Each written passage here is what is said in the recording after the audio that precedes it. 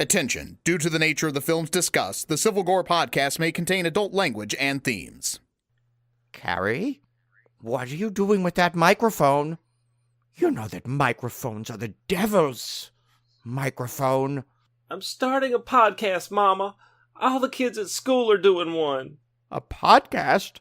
Oh, that's one of those sex things. Oh, how my angel has fallen. No, Mama. It's a podcast. It's where people who aren't talented enough to be in real radio can pretend that they are. We're doing a really unique show where two friends talk about horror movies. Friends? Horror? The only friend you need is our Lord and Savior. Pray with me, Carrie. Pray for your eternal soul.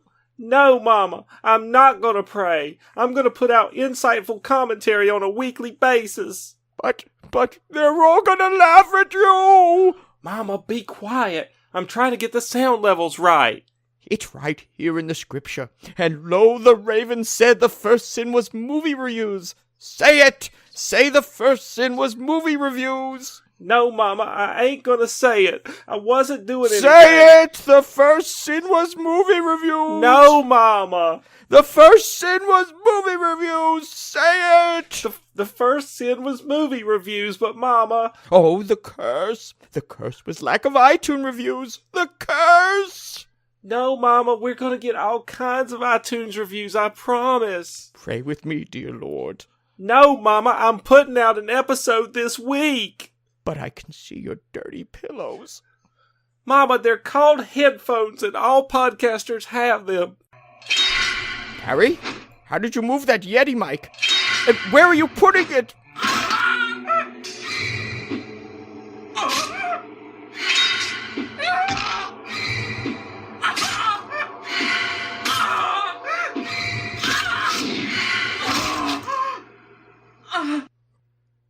Hey there, everybody. Welcome to episode 1 of the Carrie White podcast. I'm your host, Carrie White. You know, guys, prom really sucked this year.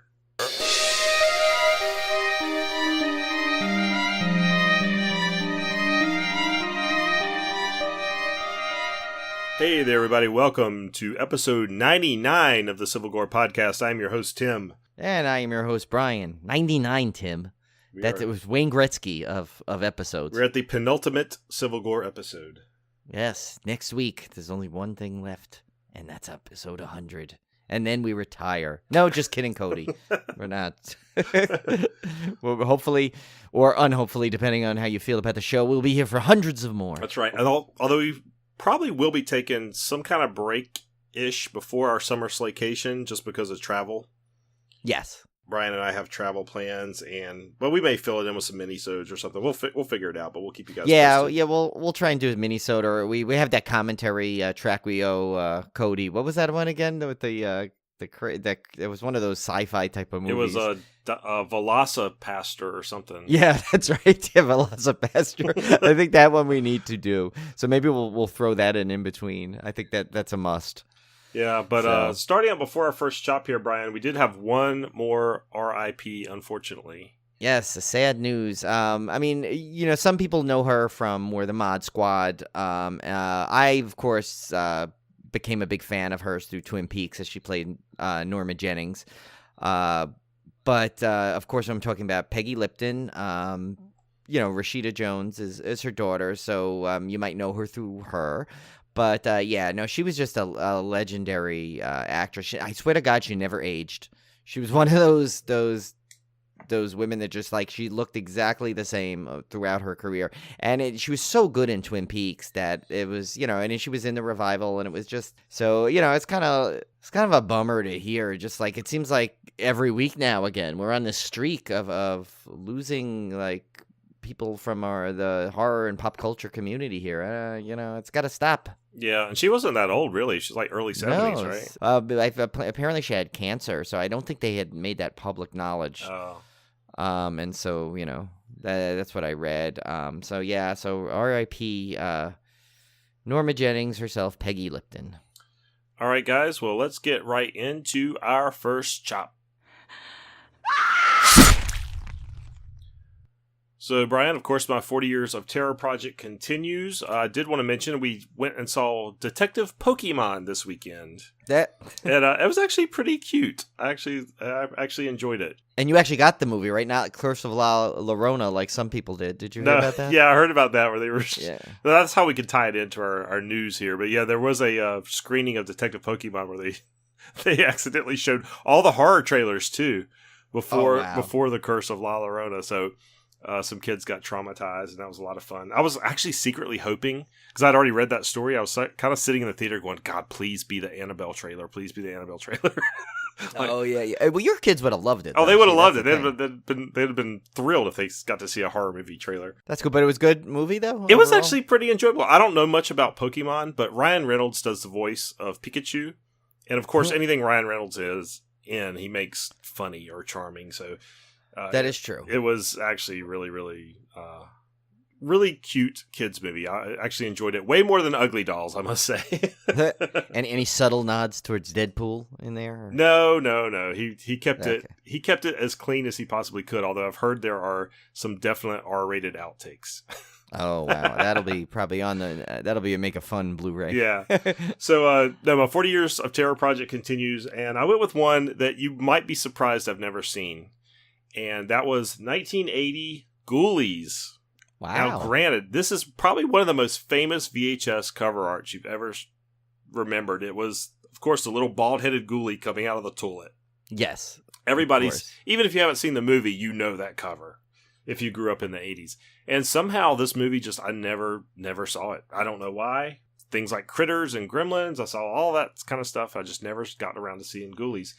That's probably why, because I think it's probably one of those movies that was so similar to so many others in terms of box art and just its pop culture status kind of thing that you almost imagine that you've seen it. It's like that Mandela effect. Yeah, I think you probably just assumed you saw it until you saw it. Yeah, and it's also one of those things that you figure you kind of know what the movie's going to be, so I'll get around to it at some point. Right. Not realizing it would be like 30 years later. But it was actually very much not what I expected. I guess I was expecting like kind of like a Gremlins, where people bring these things into their home or something, and they're more comedic. But it's actually a lot of like Satan worshiping, like demon worshiping stuff, and he calls forth these things, and they're actually kind of spooky in a way. I like the practical effects, of course. The puppets look really, really good. So I actually enjoyed this one quite a bit. It's got some weird, like these like two little people. I don't know what they were supposed to be. It's very strange, but it's got some actually really cool effects in it. So yeah, I don't know what I couldn't make hide nor hair of the plot of this movie. Yeah, I don't even remember. I know I saw way back when it first came on cable. But yeah, I couldn't help you there because I don't remember it. I have not seen it since then. So I do. But are you gonna go watch the sequel, Ghoulies 2: Electric Boogaloo? I'm actually gonna watch the rest of the Ghoulies sequels because they're on our 1,000 movies list. Really? On Letterboxd. Yeah, almost all of them are. So, and that's actually the reason I picked this one out, because I figured, you know what? Why not pick movies for my 40 Years of Terror project that I haven't seen that are also on this list? Because I've seen over 55% of these 1,000 movies. So my goal is to see all of them, but of course that's still another 400 some movies to go. So yeah. I'm not making that into a project, so you guys don't have to worry. Yeah. Oh, and speaking of Letterboxd, you wanna tell everybody about our news with that? Yeah, that's a good segue. Site. Very good segue. So you guys, we're going to hold this off to the 100th episode. I decided to go ahead and tell you guys it is a work in progress. But we mentioned Letterboxd last week. That's Letterboxd. It's kind of a social networking site. It's been around since 2011. I knew of it. I've known of it for years. I've never really used it.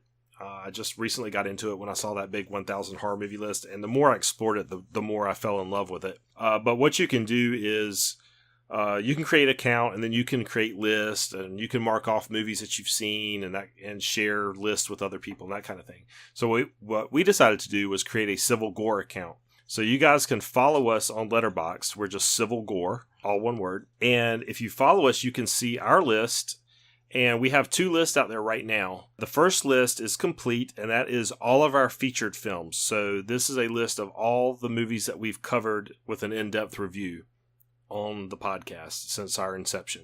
Now, if you click on that list, you're just going to see a bunch of the movie posters of all the movies we've done. If you click on the Read Notes button, you can actually see which episode each movie belongs to.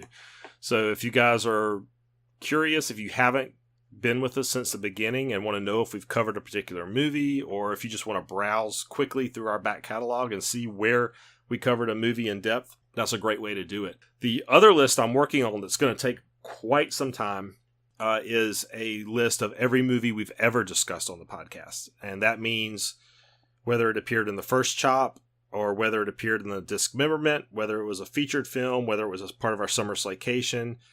Pretty much any movie we've ever mentioned on the podcast is going to be in this list. Right now, we're up to over 600 films, and I'm not even close to finish. That's only after having gone about through half of our episodes. So that's crazy. We're probably going to be well over 1,000 before all is said and done. But what's neat about this list is, again, if you click the Read Notes button, you'll get to see exactly which episode they appeared in and which segment they appeared in. So whether it was a first chop, a dismemberment, all that kind of stuff. So that's going to be a fantastic resource. The other cool thing is, if you really want to be a completist, you can check off the ones that you've seen under your profile. So you could go to our list and check off, oh yeah, I've seen all the movies that Civil Gore's ever discussed, kind of thing. So this has been a dream of mine for quite some time. I actually started it in spreadsheet form, kind of like a Civil Gore wiki, if you will. And this platform, as soon as I figured it out, I realized like this was going to be the perfect way to log and capture all this and make it real easy to keep up to date and share. Yeah, we were going to do it on IMDb too at one point. I mean, that didn't work. Yeah, this is a much, much better platform, and I think you guys are going to love it. Yeah, I just started my thing. I didn't get to put any movies in. I just set up my account. I was doing it really fast. So it's like I haven't even had time to explore as much as I want to on this. But just looking at it for a few minutes, I could see why Tim got drawn in instantly. It's so cool, and it's so easy. It's literally just like think, and you tap in all the movies, the posters that you see, and it goes into your collection. So it's really cool. So my Twilight Zone project, I definitely were rewarded for. Last week was okay, but the week before was a dud week. Well, I definitely made up for it with this week. This was the disc season 3, the first disc on it, and it had actually 8 episodes on it. They really packed it, and it had some of my favorites on it. The first one was called 2, and it's 2 survivors of an apocalyptic battle. A man, a woman from each opposing sides approach each other suspiciously. It's very weird. There's hardly any dialogue in it. It stars, Elizabeth McGovern from, Bewitched. Mm-hmm. She's in it, so it's kind of weird to see her in this role. And there's really and it's just basically, it's very odd as a Twilight Zone, but for some reason I've always liked it. I don't know. It's just something cool about it. It's maybe it's because Elizabeth McGovern's in it, or just the fact that it's just this cool alternate reality kind of thing where these 2 people are literally. You don't know what they're fighting about. You don't know you just know they're on opposite sides. You don't know why, but it really doesn't matter. That's the whole point, and it's really cool. Next one was The Arrival, and it's federal aviation investigator Grant Sheckley must deal with a mystery when a plane lands at an airport without pilots, passengers, or luggage. Tell you, you know how we said those themes of Twilight Zone's airlines are definitely one of them. Yeah, this one was a cool one. I remember this one. Yeah, this was really cool because it's one of those really cool twists at the end, which I liked. This one's another one, and this one was kind of remade in the 80s. I remember with Joe Montana. But this one's called The Shelter, and it's a suburban dinner party is interrupted by a bulletin warning of an impending nuclear attack. As the neighbors scramble to prepare themselves, they turn against one family that has installed a permanent bomb shelter. And remember, at the time, that must have been a really, really intense episode, because it was back then, I think they were still building those, right? In the 60s, all those bomb shelters, and it was a huge thing. And so that one was really cool. Then the next one was The Passerby, which is while headed home, a Confederate soldier meets an anguished woman at the end of the Civil War. And this one was really cool. And it's funny, I thought I had come across one that I had not seen. And I was like, how is that possible? I've seen them all. But then as it went on towards the end, I kind of remembered it. So, because it had a really cool ending. And so that once I got that, I remembered it. Then another all-time, this is one of the epic all-time classics. And that is A Game of Pool. Yeah, A this frustrated one's good. pool champ, has beaten everyone. Everyone except one man, the legend, Fats Brown. Brown is dead, and the champ can only curse his name. But guess who just walked in? And this, of course, stars Jack Klugman and Jonathan Winters in just one that's like, this is one of those signature episodes of The Twilight Zone you must see. It was just so good. I was watching it again, and I hadn't seen this one in a while, and I was like, wow, I remember how much I loved this one. And this is another one they had remade for the 80s. I remember it was Esai Morales was the Jack Klugman role in this one. So it's definitely one that's one of those like timeless, easily timeless kind of things. I mean, obviously they replace probably pool with something else nowadays, but maybe like a Fortnite. I don't know. But then the Mirror, a Central American revolutionary, comes into possession of a mirror that shows him his potential assassins. This one is like one of those themes where it's the paranoia takes over. Yeah. That was another big recurring theme of Twilight Zones was paranoia, and this one lived up to to a T. This one now, okay, this next one, which is The Grave. I always loved this one, and this was always one of my favorites. And it's one that may not be known as much as some of the others, but it's a really cool one because it's got a really cool good horror plot line to it. And it's an Old West lawman, Connie Miller, visits the grave of a man who he failed to track down to prove he was never afraid of him, but gets more than he bargained for. And so just to go in a little bit of the horror thing is there's this killer that this guy was after, and the whole town got together and shot him dead. But basically, I guess you find out that when the lawman comes in, the town folk tell him that before he died.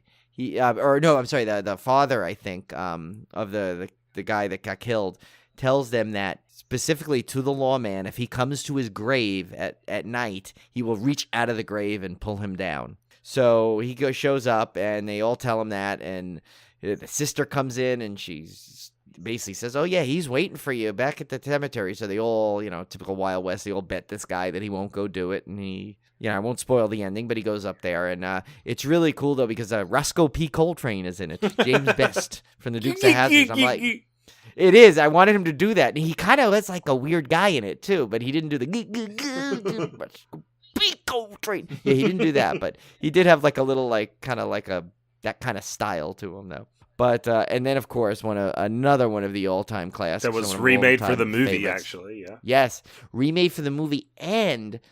also, they remade it as a sequel. There was a sequel episode in the Forrest Whitaker Twilight Zones for this, where he was grown up. And of course, if you haven't figured it out yet, it's called It's a Good Life, with the great Billy Mooney, who was also in the one with the call.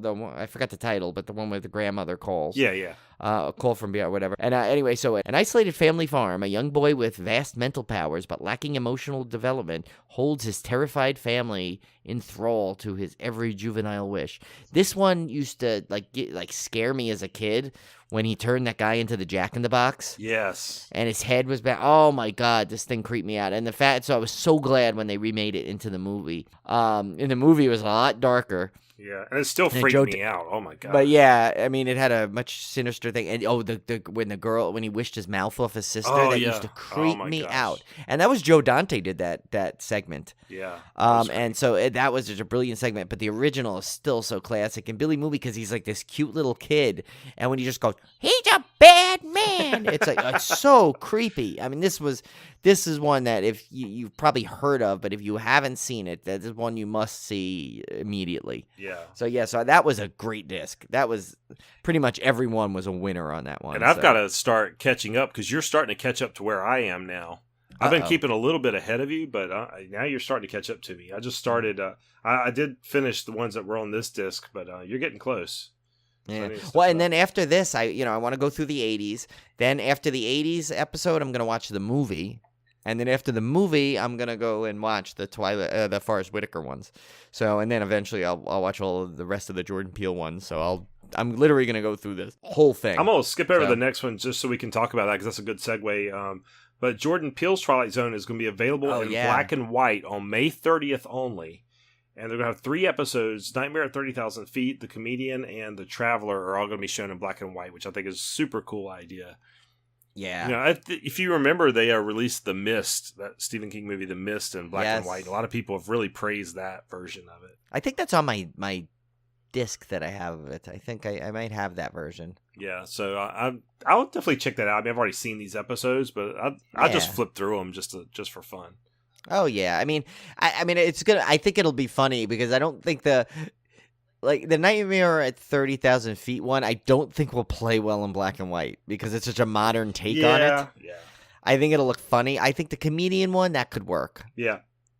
That one will work, and the Traveler probably will work. But, yeah, I don't know. The Nightmare at 30,000 Feet one was so modernized, so it's like it might be funny. But he's listening to a podcast. I mean, it's right. Yeah. You're not fooling anyone with black and white on that one. But so I had a book review this week, Brian. This is an audiobook I actually listened to. Been wanting to read for quite some time, and it's The Troop by Nick Cutter. And let me tell you, this is a fantastic, fantastic book, and had some of the creepiest, like, really creep me out scenes that I've read in a long, long time. This one is about a Boy Scout troop that goes for a excursion, multi-day excursion, camping on this island. But while there, they run into a military experiment gone awry. And I don't want to give anything away about what form that military experiment takes, but it is horrifying. And this is told from both the perspective of the Boy Scout troops, and you get news articles and everything about the incident as it occurred. Kind of cuts in and out between those to give you the whole story. And man, it's fantastic, super, super creepy book. If you guys like Stephen King type stories, because it really did kind of remind me of some of the stuff Stephen King's written. Cool. You'll definitely like this one. It's very, very good. Nice. So then, of course, our next item on the agenda, this is a big one that everyone was waiting for, and of course, the trailer for It Chapter 2 dropped. And this was a unique type of trailer where it literally just had the whole trailer almost was a long extended scene that became super creepy really fast. Yeah, it's one of those unique trailers in that and I've seen them done rarely before, where they basically just show a clip from the movie, essentially. Yeah, is really what it is. And then at the end, of course, they tack on the montage stuff. But of like 10 things in about. But 5 here's the seconds. bad thing: I went to go watch this trailer, and I literally watched it at 12:02, and it was released at noon. So that's how quick I jumped on this thing. Well, I mistimed myself, and I searched for it like a little bit too early. And I saw, It trailer part 2. And so I start watching this trailer, and I'm like, this looks good, but something's off about it. And I was like, most of these scenes look like they come out of the first movie. And I was like, why does it keep showing Pennywise and doing the same stuff he did from the first film? And then it would cut to these actors, and I'm like, yeah, I know he's in the movie, but he doesn't look like the character. Like Jessica Chastain does not look like she's playing the character she's playing. Then I get all the way to the end of the stupid trailer and realize it's a fan version that was made over a year ago. Oh no! As they had used like clips of Jessica Chastain from other movies and stuff, and I was like Molly's Game. Yeah, so I'm like, okay, so it did fool me for a second there until I realized I knew something was off, but so then I went and tracked down the real It trailer, which was kind of a anticlimactic after that because it was such a different style. This fan trailer was just all Pennywise and crazy and blood and guts, and then the part 2 trailer is just this extended scene, but I still really enjoyed it. It just was kind of a funny story about how I came across it. Well, I don't mind when if a trailer is going to be like 75% Jessica Chastain. I'm fine with that. That's right. So yeah, I'm definitely looking forward to that one. That's going to be a day one. I don't care what I have to do. Oh yeah. I'm gonna we saw the original one on opening night. We'll probably do the same, and it was cool because they had that Pennywise drink at the bar there. Yeah. So we'll probably make a whole night out of it again. So that'll be fun. Next up is the definitive Angela, the definitive sleepaway camp documentary on Indiegogo. Time is running out to support that. Yes. If you want to support that, so definitely get over there and make sure. Yeah, and by the time you're listening to this, it's today. Yeah, so get over there today as you listen to this. Yeah, and I donated. I did the Angela perk, which gets you. I think it was the $40 one where it'll get you a Blu-ray copy of it. when it's released, so sometime in 2020. So, of course, if you guys, I mean, you know how much we're big Sleepaway Camp fans, and I know Felissa Rose is working really hard to get this thing, and she was telling us all about it, and they're doing a lot of work to get this thing to be amazing. So, yeah, if you really want to help out, it'll be great. Plus, I mean, for $40, you basically you're going to buy it anyway. You all know you're going to buy it, so yeah, why not donate? And then finally, the final, quote-unquote, final Purge film is coming out July 10th, 2020. And this is a series I think has been consistently pretty good. Yeah. I've enjoyed all of them, so it'll be interesting to see. I don't know what the plot line is. I don't know if they've released anything about the plot. Yeah, they didn't really do much of it yet. They just basically put it down on the calendar kind of a thing. I wonder if it's going to be like the end of the Purge. Yeah, I think it's going to be, supposedly it's going to be kind of definitely a final feel to it, is from what, that's all that I got, is that they were looking to, kind of end this, the movie series. So they're probably going to, Yeah, because election year was trending that way, where, they're trying to shut down the Purge. And right. So I can imagine that would be. And then, of course, he went back to the first Purge and did kind of a prequel. Right. And it would make sense to come back and just kind of close it all out. So looking forward to that one, though. I like those movies. Oh yeah. No, I mean, I've never been to, and I love the series that was on. So I guess that's coming back first this summer. So yeah, that's it was a pretty solid series. Yeah. All right, so let's get into our Blu-ray releases for May 21st, 2019. This is our Discmemberment. Wait, no, please, God, no, don't come up, All right, Brian, so not a huge week this week, but we got some interesting titles here on the list. First one up is Trapped Alive from 1988, released by Arrow, directed by Leszek Brzezinski, starring Jay Leggett, Cameron Mitchell, and Sullivan Hester. A sheriff's deputy, some escaped prisoners, and two young girls find themselves trapped in a mine shaft where a cannibalistic mutant is hunting them for food. That sounded like a beginning of one of those jokes, actually, when you started, Sheriff deputy, some escaped prisoner, and two young girls walk into a bar, and... So this one's going to have a brand new 2K restoration, 3 new audio commentaries. No film historians this time, but we have one with the director, one with the special effects artist and writer, and one with the Hysteria Continues podcast, I think. I think they're a podcast that does commentaries. They haven't knocked on our door yet, though, Brian, so I don't know what's going on. I know.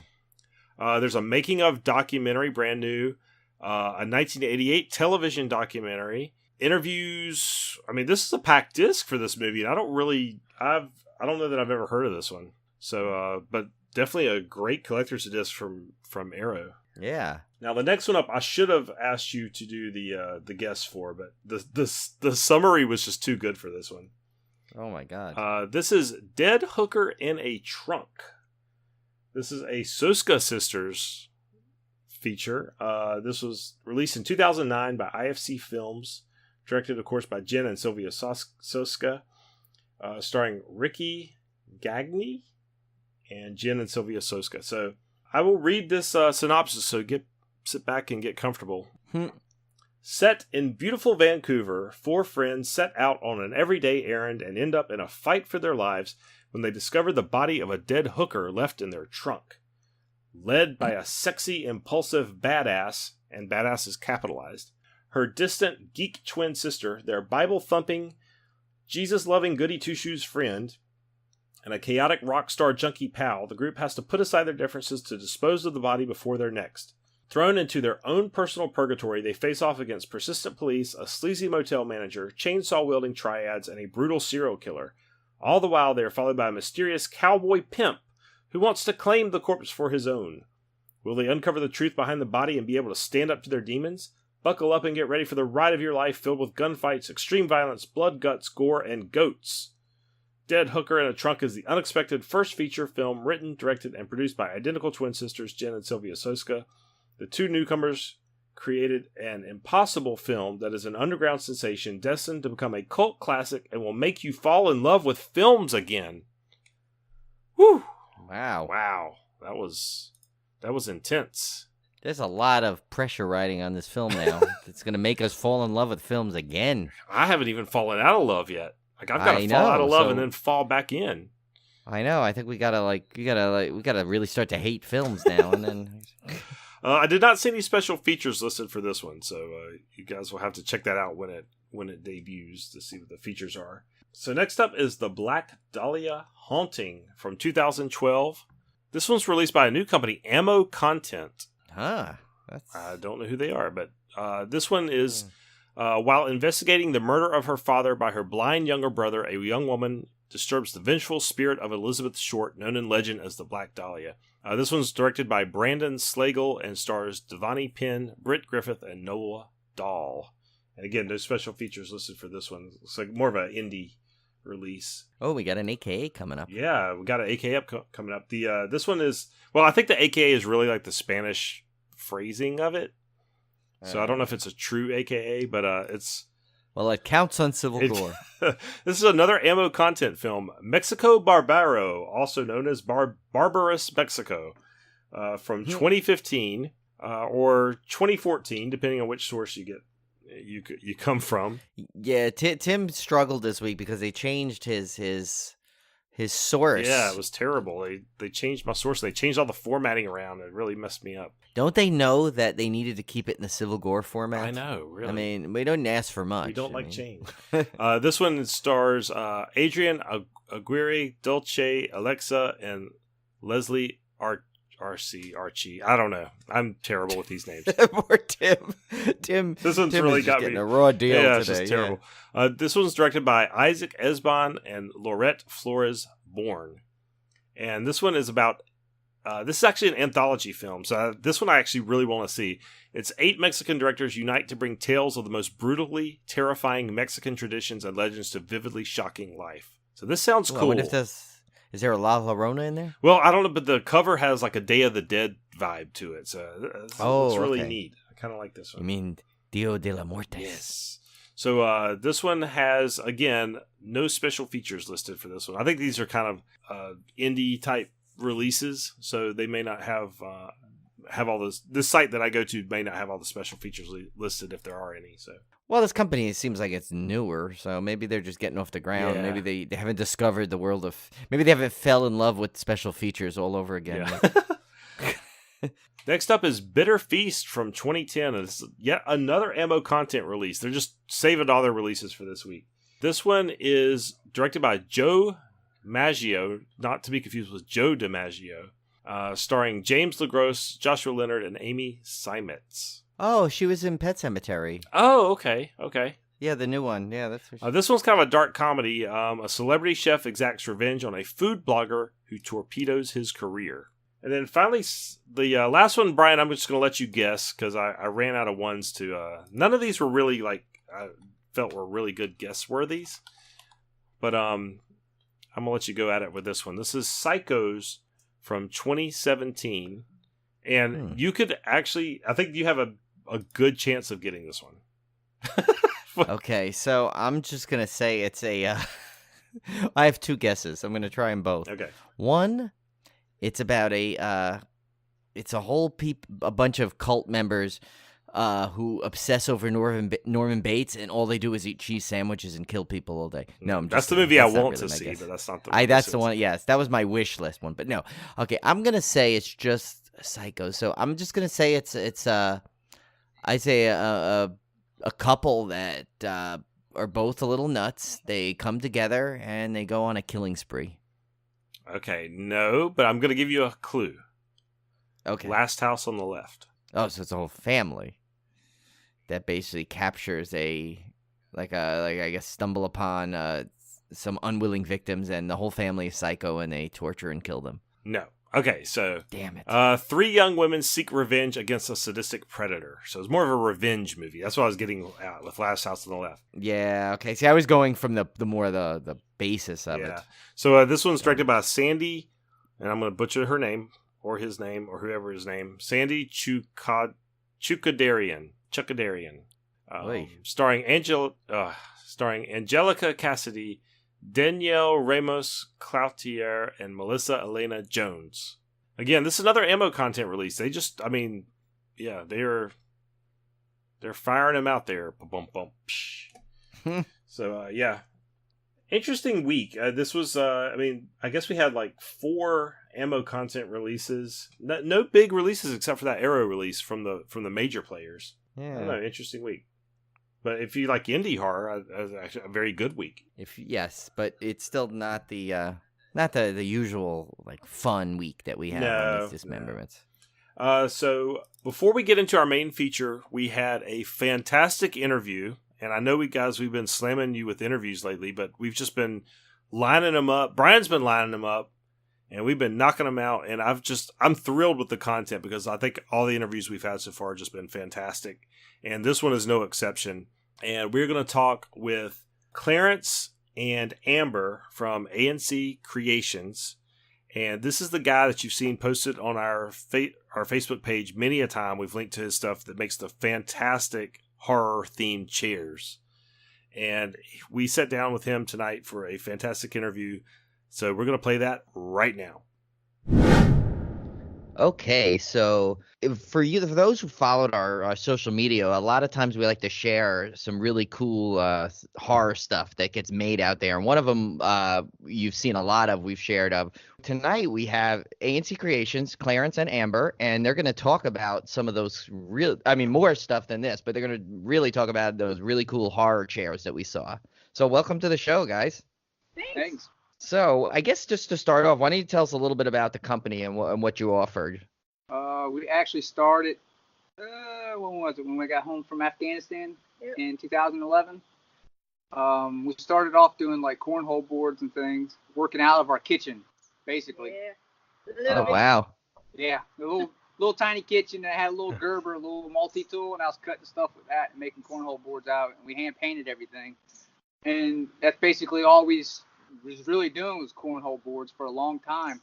And I had a buddy come along, asked me if I could make a chair out of nowhere. That was actually the Punisher chair.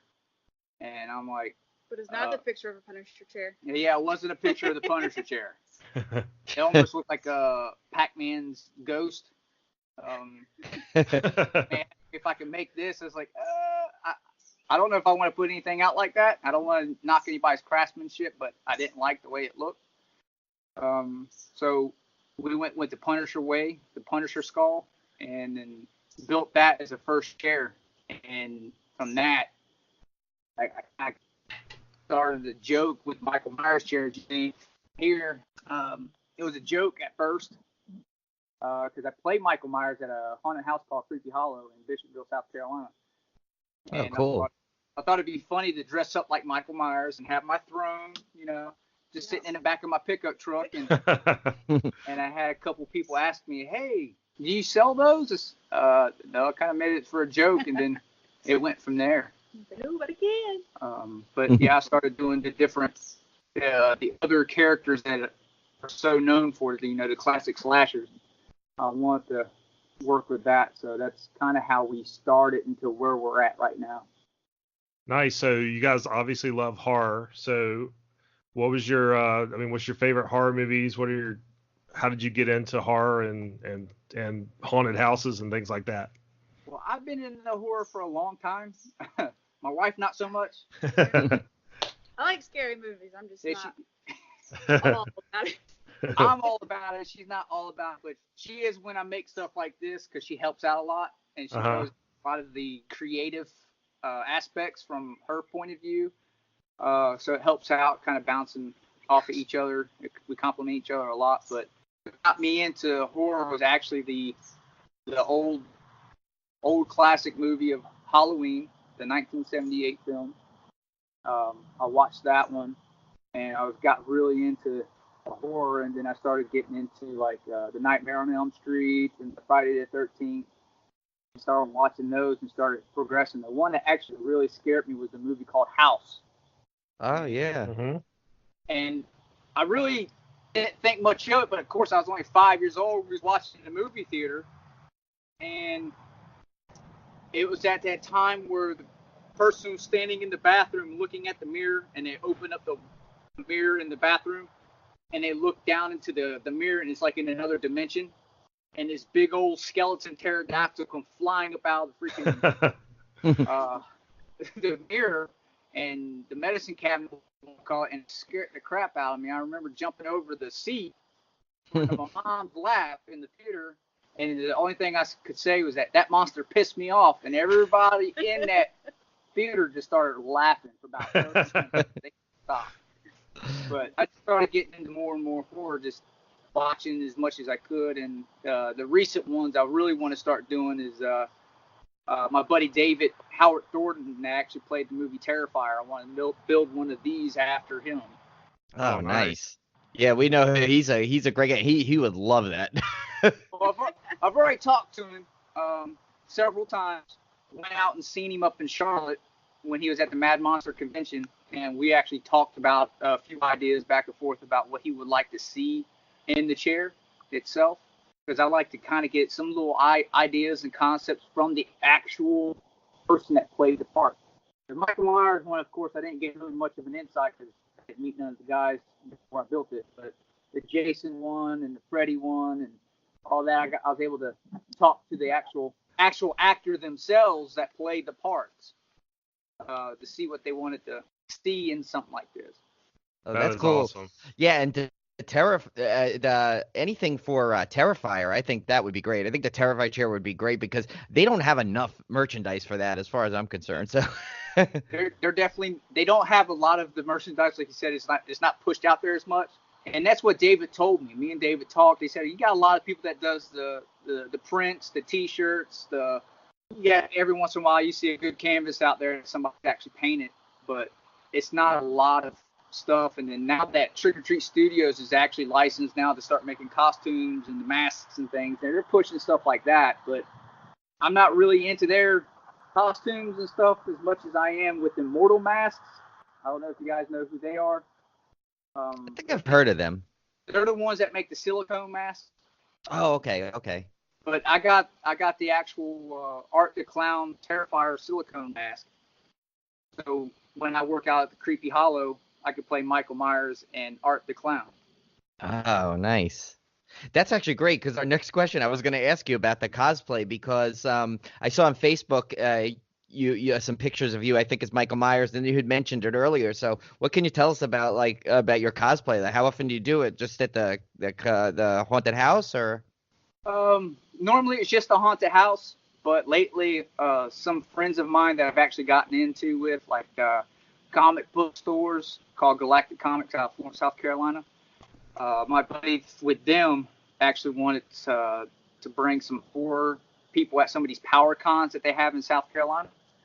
And mostly you see superheroes and things like that, but he says that you don't see a really good group of horror people at these conventions, and he knows that my characters that I play are spot on. I usually try to stay movie accurate with my costumes and It's not spot on. He's not doing it. I try to stay spot on. Like you see Jason's mask here from Part 3, and then you got the Michael Myers here from the 2018 film. Oh yeah, that's a great mask. I actually got this from the Trick or Treat Studio company and redone it myself. Nice. But I want to stay movie accurate as possible, because I believe that the more convincing you are, the scarier you're going to be. Yeah. Play at conventions or just now starting. I also have a buddy that wants me to start playing Deadpool. Oh, cool. That's cool. Hey, tell us about this haunt that you take part in. That's not too far from me, actually. So that might be something I want to take a jaunt down there to visit sometime. It's actually one. I don't want to sound like being biased or anything because I work there, but I think it's one of the best ones in South Carolina because you get so much for the money that you're paying. You're only paying $20, and you get the bus ride, and you get to pick the bus ride you want. You can get the Master of Horrors, which has the like Freddy, Michael, and Jason or whatever, the classic slashers on that bus. And then you go through the woods in that bus, and then drive off into a cemetery. And you walk through the cemetery, you get in line for a 2-story mansion. It's a haunted house that has like, I want to say it's about 13 or 14 rooms in it. It's a Wow. haunted mansion. And they will have another addition behind the house once the season starts this year. So it's going to be an addition to the house, more rooms added. And then on top of that, you get into another line that will take you on a 2-mile hayride. Oh, that's cool. God. Tim, you got to get down there. I got to get down there. Yeah. Yeah, it's really cool. It takes you out, I think, to 8 to 9 different spots. He's actually building a new spot on the hayride as we speak. So I think that's going to make it 9 spots on the hayride. And what time does that season start? Like mid-September, in September? It's the second weekend of September. It starts. Okay. All right, cool. I'm going to look out for that one, Brian, because I may get down there. That's Yeah, not well, too now, far. and yeah, when I come down there, maybe I'll go join you. Yeah. Over the nation to come here. Really? Wow. People come in, they bust in. I mean, you'll see like charter buses and stuff. And we actually did something new this year. We did the St. Patrick's Day haunt with the Curse of the Irish. And not many people do the St. Patrick's Day thing, but we actually did the St. Patrick's Day haunt with live music. There was a stage built for bands. So there was actually 2 live bands that would play, and then they were selling beer. So you get the full haunt, live music, and beer. So I like that idea. I like spreading Halloween into other holidays. Yeah. that's what I'll say. Maybe you should make it a year-round thing. Hire a band and sell beer every weekend. You'd be good to go. Yeah, that's awesome. all things I like to hear. I know. Halloween all year long, beer. I mean, what's better than that?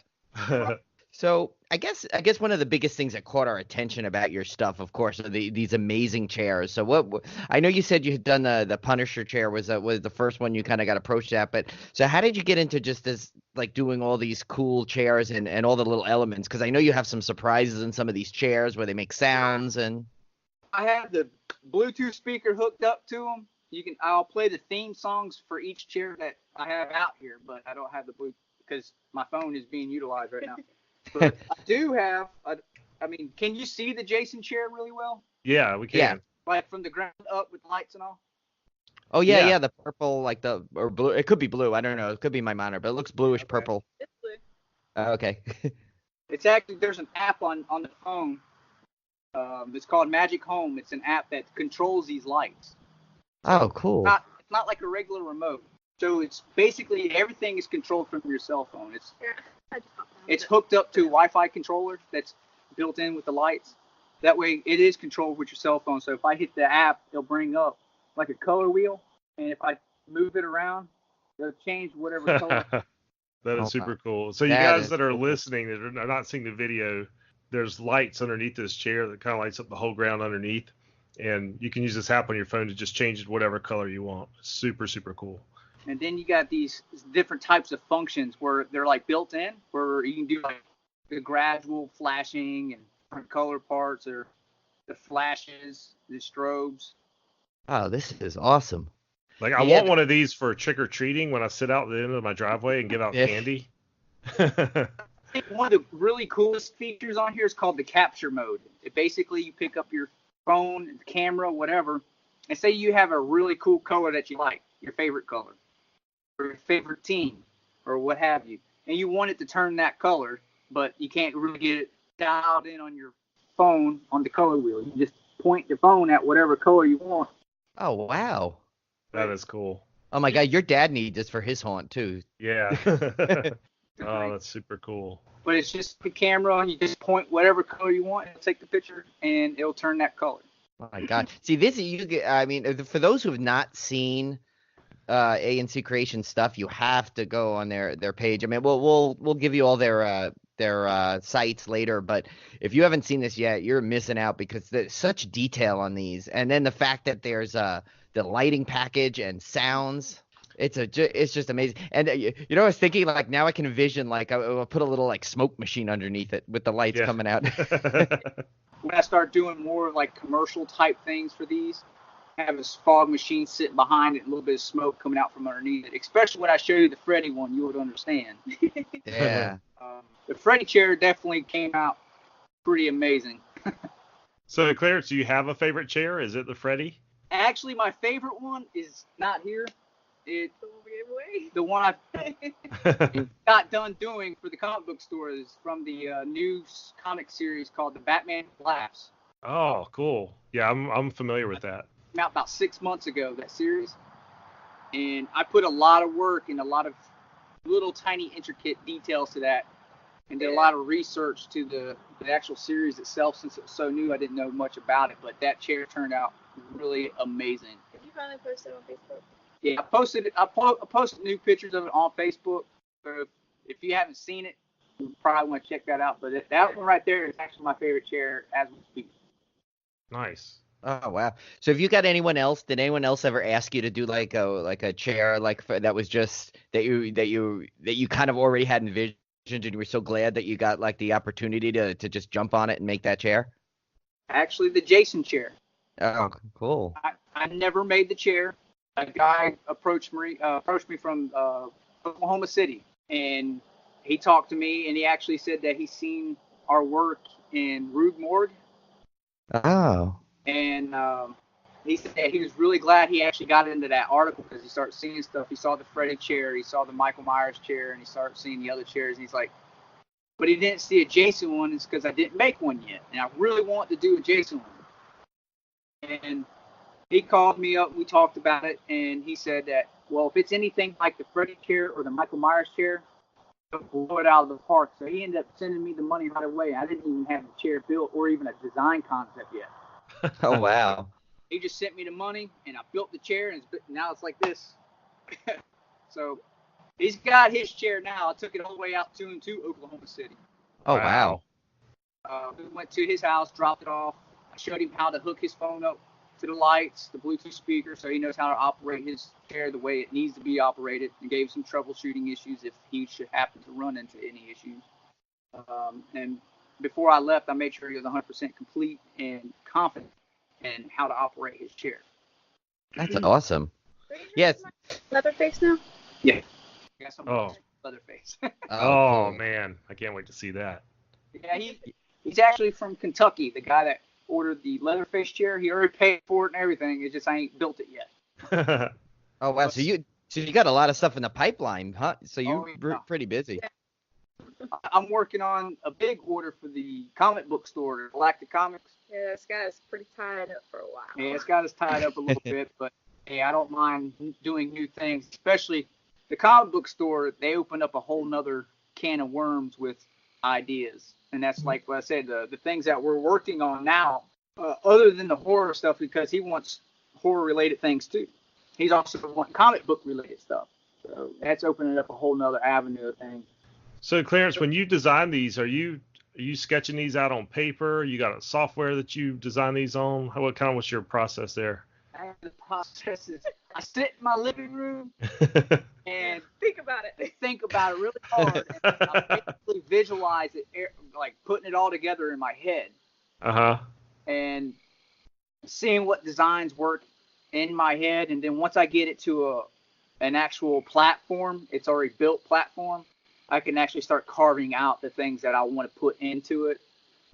If I want to add or attach anything, that stuff can come later, but mostly it's like thinking about the structure. I also want the chair to be not only cool, but functionable. I don't want nobody to think that these chairs are cheaply made and will fall apart on you, because I could be like,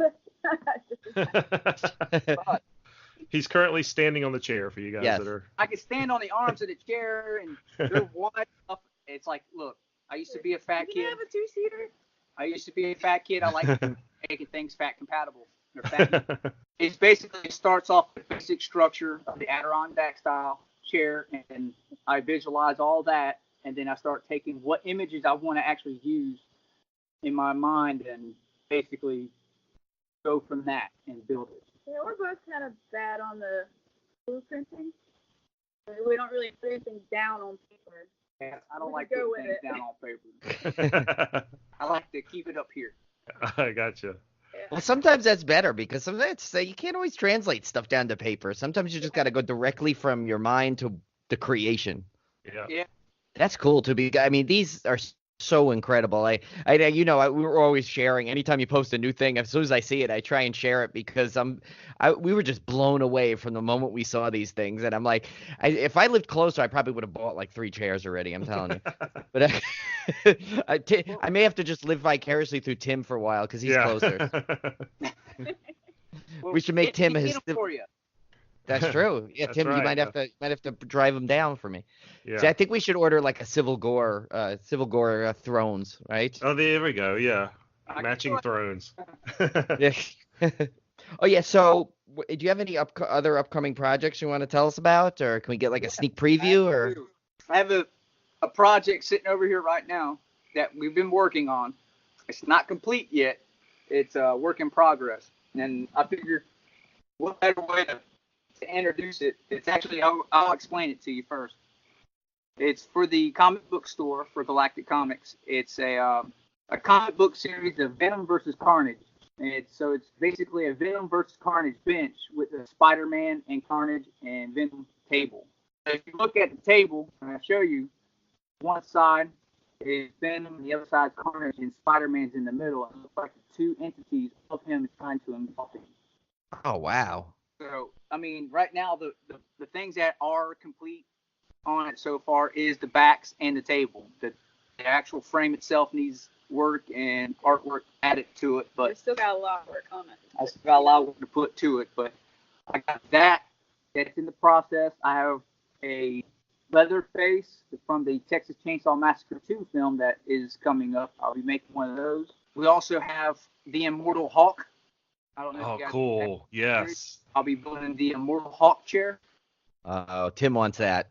Yeah, that's a fantastic series. Yeah. Yes, it is a great series. So I'll be doing that. So right now, I got that, and I have another bench that I got to build. It's the more iconic of Joker and Harley Quinn. I don't know if you've seen the comic book cover where Joker is actually holding Harley Quinn, but he's like holding her from behind, like just hugging her, and she's looking up into his eyes. Well, it's going to be the centerpiece of the bench. It's going to be between the two seats, and then the table is going to be the back signal, and it's going to have lights and everything. When you Wow. turn the back signal on, it would illuminate the silhouette and the painting of the Joker and Harley Quinn.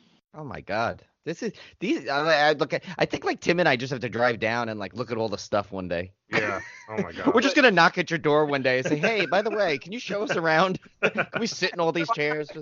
But I'll give you the close-up details of like the Michael Myers and all that stuff, and we work around.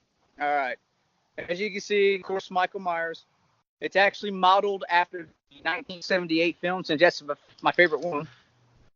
It actually has a knife holder to it. Oh my God! I saw you pick that up, but I didn't realize it actually has the holder on it. That's so Yeah, cool. That was just like a joke. I said it's like when I'm taking a break, I can sit my knife down. That's awesome.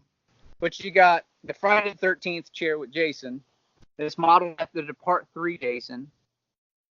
The arms of the chair is actually a meat cleaver. Oh my gosh. And it's got the blood wow. spatter on it. And then the other side is the machete. Oh my God! And I've seen this chair before. Your cup holder. You can actually stick your cup in there. Oh my God! I've seen this chair on your site before, but I've never noticed that detail. That is And really down cool. here, you got the Camp Crystal Lake sign. And all this is hand painted. Oh wow! And I don't know how well you can see it on this side, but it does say it's Friday the 13th. Oh yeah, yeah. Wow, that is On this amazing. side is like a little plank. It looks like it's a plank from the cabin. Oh, check that, and it's his blood, right? Is it blood? It says. Yeah. Yeah. That's where crystal is marked out and blood is put over the crystal part. Oh my So God, this that's so Camp Blood cool. versus Camp Crystal Lake. It's broken and burnt at one end, and it's weathered. It looked like it's been in the water, and it's all engraved. It's not painted on. It's engraved. Oh my Make it look God. like the camp sign. That chair, I was like, I don't even I don't even think your pictures do it remotely justice on your site. That's so good, the detail on that and that. And then here's the Freddy chair. Of course, you got good old Freddy. And then right here in the front, it's got the Elm Street sign. Oh my God. And it's, if you look right here, it's got claw marks, and Edmer actually engraved into it to make it look like he clawed it. That is so cool. Oh, and the boiler down there. Yeah, and it's got the actual song written on there. 1, 2, Freddy's coming for you. And it's got the boiler, like you see, and the door does open. Oh my God. I'm like Tim and I are like geeking out at this thing, but that is epic. Like the detail that you do on this though, it's like just looking at it, it's like there's like things to discover on the chair. Yeah. And then of course it has the Nightmare on Elm Street that's painted on, and then if you look over top of it, you can see through the seats. You can see the glowing red. Oh yeah. Get to that look. Oh my God. One thing I wanted to point out is like even like the logos and the way the movie fonts are accurate to like the movie posters and stuff. I mean, that's how detailed these things are. So Yeah. I mean, the like, font even the is identical. This is it's astounding, the detail. I know I keep saying that, but I'm like blown away watching this stuff. So, Clarence, where can we find you? I mean, where can people see this stuff on social media, websites, that kind of thing? We do have a Facebook page. It's our Facebook business page. And if you go to type it in, A&C Creations, it should pop up in Facebook. But you got to make sure you say A&C Creations and Adams Design. Or you guys can go on our page because we link to these guys all the time. So Yeah. We enjoy. I get so excited every time I see like a new project that you guys are working on, and I have to say thank you so much for coming on too to talk about it more, especially with now that we know your workload that you have now. It's like definitely thank you for taking some time to come on. Well, I definitely needed a break, Yeah. but I love doing it. It's something that I enjoy doing, and I try to tell people this a lot. Since I did serve in the U.S. Army, I was a bomb technician. I went overseas, I did route clearance, and we looked for IEDs. I disarmed IEDs. And the things that we have to see and do, I guess, you see that PTSD is a big thing. It's a big, big issue. And I do suffer from that. But doing this type of thing with my family helps deal with that. Where I don't need to go to the VA to get drugs and be on alcohol to cope with everyday life. This right here is my drug. This is my fix right here. It helps to take my mind off of things. It helps me be as creative as I want to be. Because most of the people that actually order these chairs from me, they don't have an idea. They don't know what they want. They just say, hey, for instance, the Texas Chainsaw Massacre, I want this chair. Can you make it? Yes, I can. Well, do you have any idea on what you want? They said, nope. You just do what you want. Yeah, fair enough. So I feel if you want to actually purchase something like that, it's good to come without an idea, because I usually go overboard sometimes when I make it. So you probably get a little bit more out of it than what you're if you just come with an idea, unless you have this really extravagant idea. I look at it like this: hey, free artist reign, you might get more out of it than what you actually paid for. That's right. Yeah, no, I would, after seeing what you've done, I would put my 100% complete trust. I just give you the idea. I'm like, I know I'm going to be happy whenever you're done. That's all. I don't think Olivia would let me get away with that, right? Yeah, I know. Julie already, I could tell, was cringing when I first was like getting excited about these chairs. She was like, we're going to own one of these at some point, aren't we? I said, probably. Like I said, if you want one and you in the United States, I'll build it and I'll bring it to you. Of course, you got shipping fees now. Yeah. I'm gonna try down and get mine myself. I'm not. Yeah, I could come visit Tim, and I'll just make sure I come down there. Well, that's easier on you and me. Like the next Punisher chair I got a build that has lights in it goes to Buckeye, Arizona. Oh my gosh. Oh wow. And then this Jason chair right here actually goes to Odessa, Texas. Wow. Oh wow, so you drive all over, I guess, huh? And I look at it like this: I make a mini vacation out of it. They pay for my travels there. We go see things and come home. That's a good deal. All right, guys. So I guess we'll wrap it up. But man, Clarence, thank you for your service, and Yes. and thank you for making these wonderful chairs. These things are awesome. Well, I definitely appreciate you guys taking the time and talking with us and getting to know us a little bit better and see what we're capable of doing other than this. But I can't wait to put more horror out there. Yeah, I mean, Silvergore's shared the signs I made, like the Michael Myers sign that hangs up on the wall and things. Oh yeah. Wood burning. She does a lot of I the wood paint, burning. but I do wood Oh wow. burning. Matter of fact, Touch it. let me give it a second. I can show you a piece that she's did. A little dusty. A little dusty. This is the one that's not quite completed, but Oh, that's so cool. Oh, wow. Yeah, and it's all wood burn. She uses her iron that she has, a little wood burning iron. That's awesome. So, guys that don't see this, it's a skull with roses and stuff around. It's really, really cool. Yeah, this is the piece that's not all the way completed yet. She's still working on it. And I think she's got, 30-something hours into this? pretty much. Oh, my God. Wow. Yeah. That was really neat. It's like the detail in the skull. But yeah, That's awesome. a lot of our wood burning stuff. I don't know if you guys seen the Punisher chair that had the monogram across the top in the forehead, but she did all that. Whenever I get overloaded and she can help out, she'd be painting some of these chairs for me. So for us that can, If we I had a could work. babysitter, I'd be helping a whole lot more. Yeah. That's fantastic. Yeah, that's good. And then it gives you it's a true family business. That's great. And yeah, so, going forward, anytime you guys need us to help you promote anything, just shoot us an email or something, and we'll be more than happy to promote this stuff, because we just absolutely love all this. So. Well, I definitely would like for you guys to check out the Batman Who Laughs chair. Yeah. Oh yeah, Yeah. I want to see that. Yeah, I'm a huge Batman fan. I want to see this one. I did a lot of work into that. There's a Definitely lot of check out. detail. You thought these were extravagant. Wait till you see that one. Oh wow, Yeah. awesome. I definitely appreciate you guys taking the time to help us and talk about our company and spread the word. Like I said, I love making these things for anybody that's wanting some. Feel free to contact me anytime. I'm always available. Awesome. Thank you so much. All right, guys. Well, hope you have a good night, and I really appreciate you taking the time out to show us this stuff, and we'll definitely share this, and we'll try to find a way to post a video as well, Brian. Yeah, I Since think you there's got to guys be a can way see we can this. figure it Yeah. out. All right, guys. Well, have a good night, and again, thanks again. Hey, no Thank problem. you. Thank you. All righty. Thanks. Take care. Okay, so Brian, that interview actually was delivered more than I thought it would. Like I thought we would. Oh, yeah. I thought it would just be quick talk about he makes these cool chairs.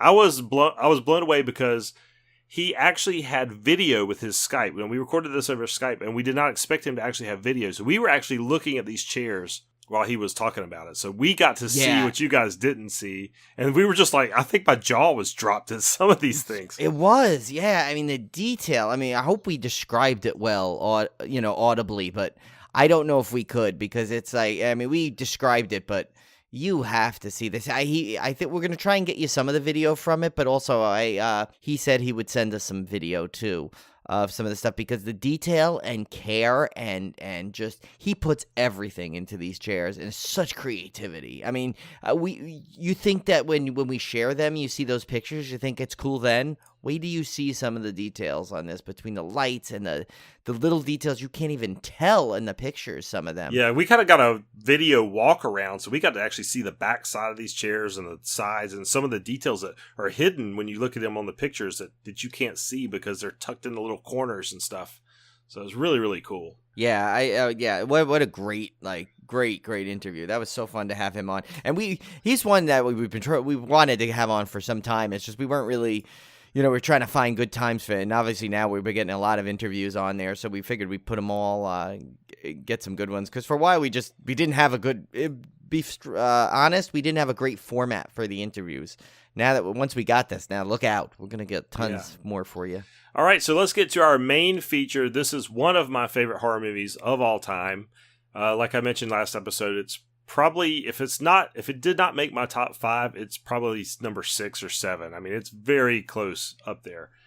This is a movie I love. It's based off a Stephen King book I love, his first novel, in fact, and I'm talking about Brian De Palma's classic 1976 film, CARRIE. Yes, one of my favorites too, actually. I love this one. This one stars, such a great cast, stars Sissy Spacek as Carrie White, who we found out in the trivia was not going to play Carrie. Yeah, it was she was going for Sue Snell, right? Yeah. I think she's going to play Chris at one point. Chris, that's right. Yes, Chris. And actually, I believe, was it Amy Irving was going to play Carrie? She wanted to play. Yeah, she was up for Carrie. It was a lot of role swapping actually in there. Like certain people were for other roles that they ended up playing, and it was like I think PJ Souls was only supposed to be in it for a short, like one scene, but but they said when she hit her over the head with the hat, it impressed him so much that he kept her in the rest of the movie. So it's fun. I think the movie was planned to be a lot different at one point. I'm glad it turned out the way it did because it's near perfection. I mean, yeah, apparently Sissy Spacek just blew the audition out of the water, and that's how she got the role of Carrie, which caused a chain reaction of role swaps.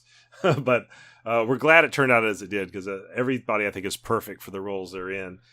So, again, Sissy Spacek is Carrie White. Piper Laurie is her mother, Margaret White. Amy Irving plays Sue Snell. William Catt, the great American hero himself, plays Tommy Ross. John Travolta as Billy Nolan. Oh, was there a high school movie that John Travolta wasn't in at that time? If there is, I dare you to find it. Nancy Allen plays Chris Hargensen. PJ Souls, who plays basically the same character she played in Halloween, plays plays Norma, and Betty Buckley plays the very slap-happy Miss Collins. Yeah, yes, very sad, but it's a legendary and national treasure, Betty Buckley. Yeah. I have to say too, it was funny about PJ Souls with her pink hat. Or red hat. I can't remember now, pink or red, but that hat was on her even in the prom sequence while she's in her prom dress. She had that hat on. That was kind of funny. I'm most surprised it wasn't in the shower scene. She wasn't wearing it while showering. But So if you guys have not seen this movie, this is about Carrie White, a shy, friendless teenage girl who is sheltered by her domineering religious mother, and she unleashes her telekinetic powers after being humiliated by her classmates at her senior prom. This is a very famous Stephen King novel because it was his first published novel. And the novel is very different. Not very different, but it's different in terms of format because the novel is told through not a traditional novel format. It's told through news articles and diaries and blogs, kind of that kind of format, where you tell the story through multiple sources of information. And I reread it fairly recently, maybe about a year ago. And it definitely does not feel like a novel that would lend itself to the screen. And Brian De Palma, what he did with this, I mean, how he turned this little novel, which even Stephen King will admit was not one of his best works at all, again, being a first-time novelist, and how he managed to adapt it so well is just astounding that it became one of the most classic horror movies of all time. And this is one that Stephen King actually really liked. Yeah. A lot of times you hear him say he doesn't like his movies that are brought up there, but this one he said he loved, actually, what they did with it. So. And the movie opens with a motif that you'll see a lot during this film, and that is where Brian De Palma lulls you in, and it's a large part, a lot of credit goes to the soundtrack here, but he lulls you in with this beautiful, calming music, and we're watching these girls take showers. I was trying to say that without sounding creepy. There's obviously a bit of a voyeuristic creep factor there, but it's done in a way that it doesn't feel. It doesn't feel sexual. No. Yeah, no, and he actually, that's what one of his. He did that in Dress to Kill. Opens kind of like that.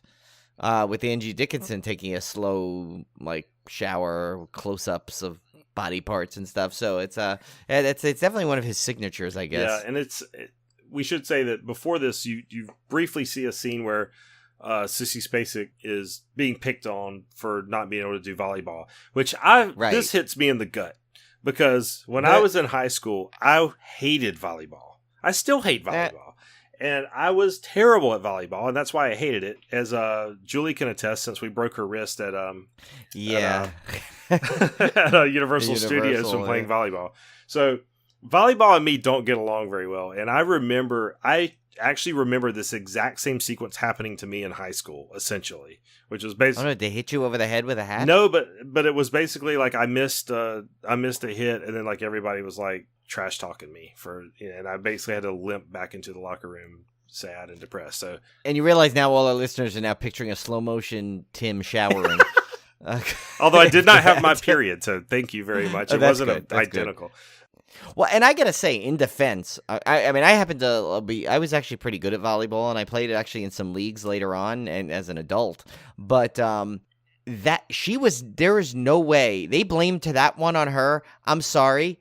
That ball came flying at her head level. So either that should have been stopped by the front line of that volleyball team. So I always had a little problem with that. I know that's just the way they had to do the movie, but I'm telling you, that was not her bolt. That should have been kind of stopped by that front and popped up. Yeah. And then she could have easily then done a set. But that came flying at her head. So there's no way she was going to be. And I mean, maybe at best she could have let it go and it might have flown out of bounds. But so I don't think they gave her too hard of a time for that. I'm sorry. But we find out she's picked on pretty bad. Now, granted, you can't help it because of her home life. She was never told about that time of the month. So when she starts bleeding, she gets really scared.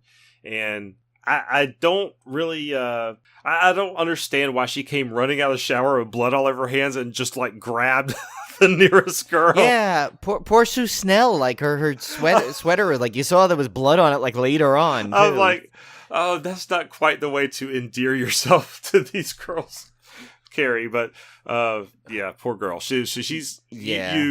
You learn very quickly she's very much an outcast at this school.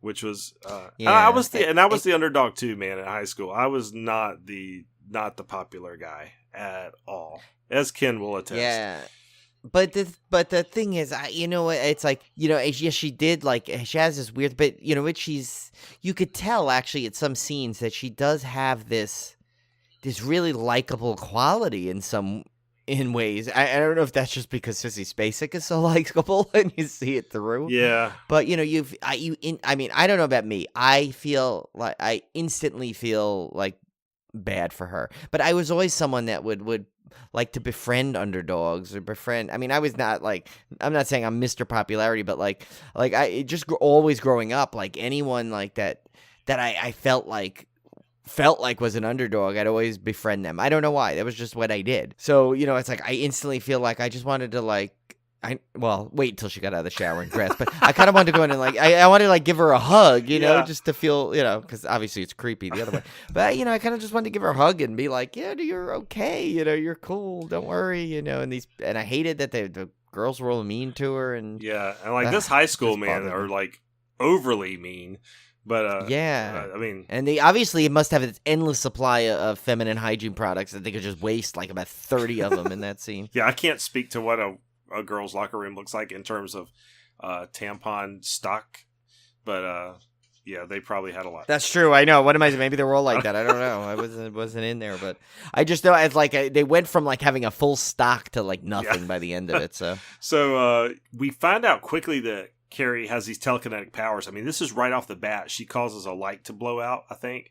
And then when she's called into the principal's office, she flips an ashtray off the desk. So he deserves it. That guy was an idiot. She told him his name 3 times already. And he kept just like intentionally calling her Cassie. So you know what? Good for her. He should have thrown it at his head.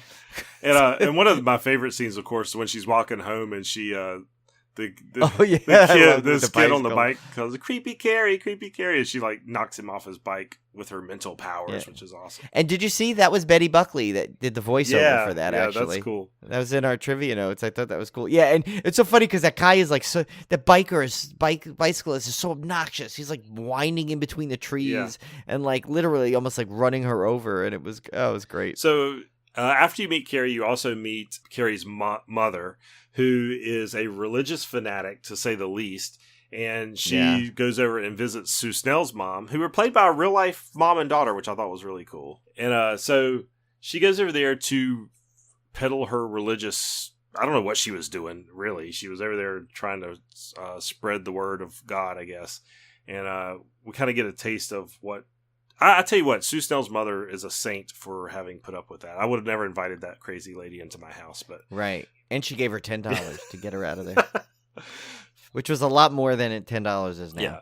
So now I love how quickly and efficiently Brian De Palma sets up this movie. Like, everything you need to know about Carrie's social status at school.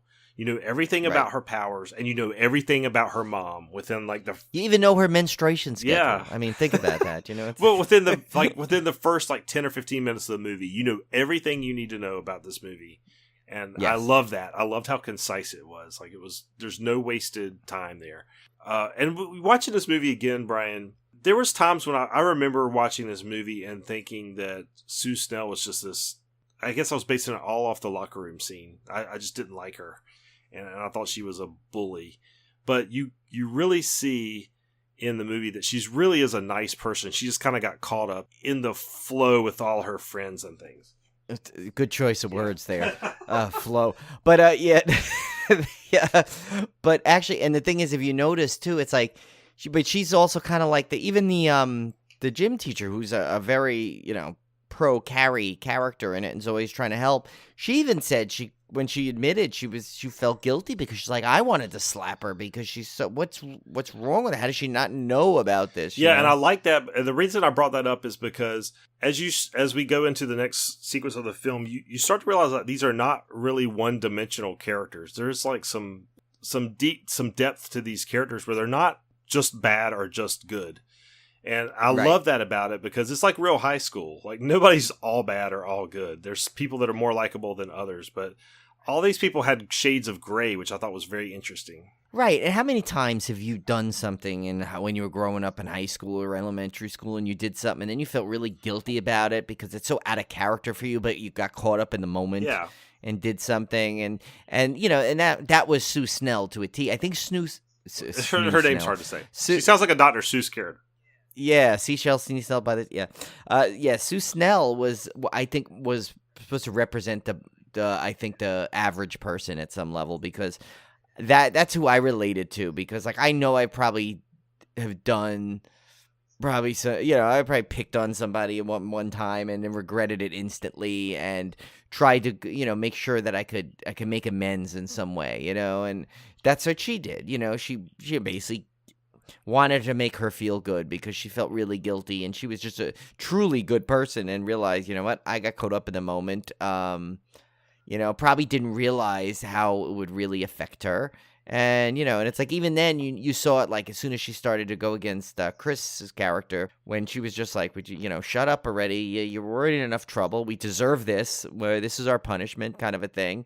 And, she kind of just tried to accept it and make amends. And, then obviously you had some of the other characters like PJ Souls and Norma, and she played, and then Chris, who just I don't think ever had a good side to them. No, and not all characters have this multi-dimensional aspect to it, but Tommy Ross and Sue Snell. Now, Tommy Ross is, I think he's good all the way. I think he's a good guy all around. He was, other than maybe plagiarizing a poem. Yeah. That's about it. So Tommy Ross was originally going to take Sue Snell to the prom, and there's a great sequence where he's reading a poem that he plagiarized, and Carrie makes a comment that the poem was beautiful, and the teacher even picks on her, which I thought was that shows like that was such a eye-opening moment in the movie where you learn how low on the social status she is. She's not only picked on by the students, she's picked on by the teachers.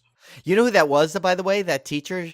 I know this is the weirdest reference, but he was the guy. I always used to laugh at him. Do you remember the movie Adventures? Sorry, not Adventure.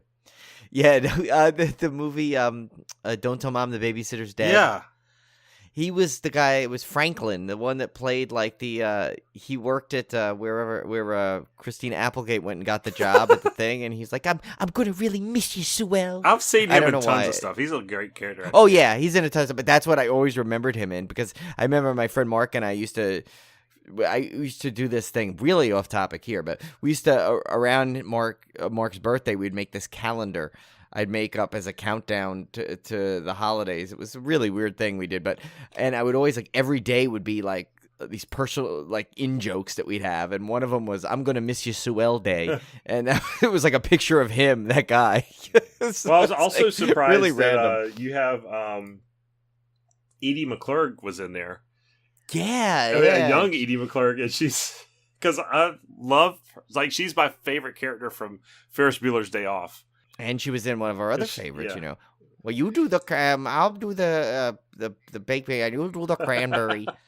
Of course, from Planes, Trains, and Automobiles. Because she played Grace, and I used to always quote that. Thank you, Grace. I think you're wrong.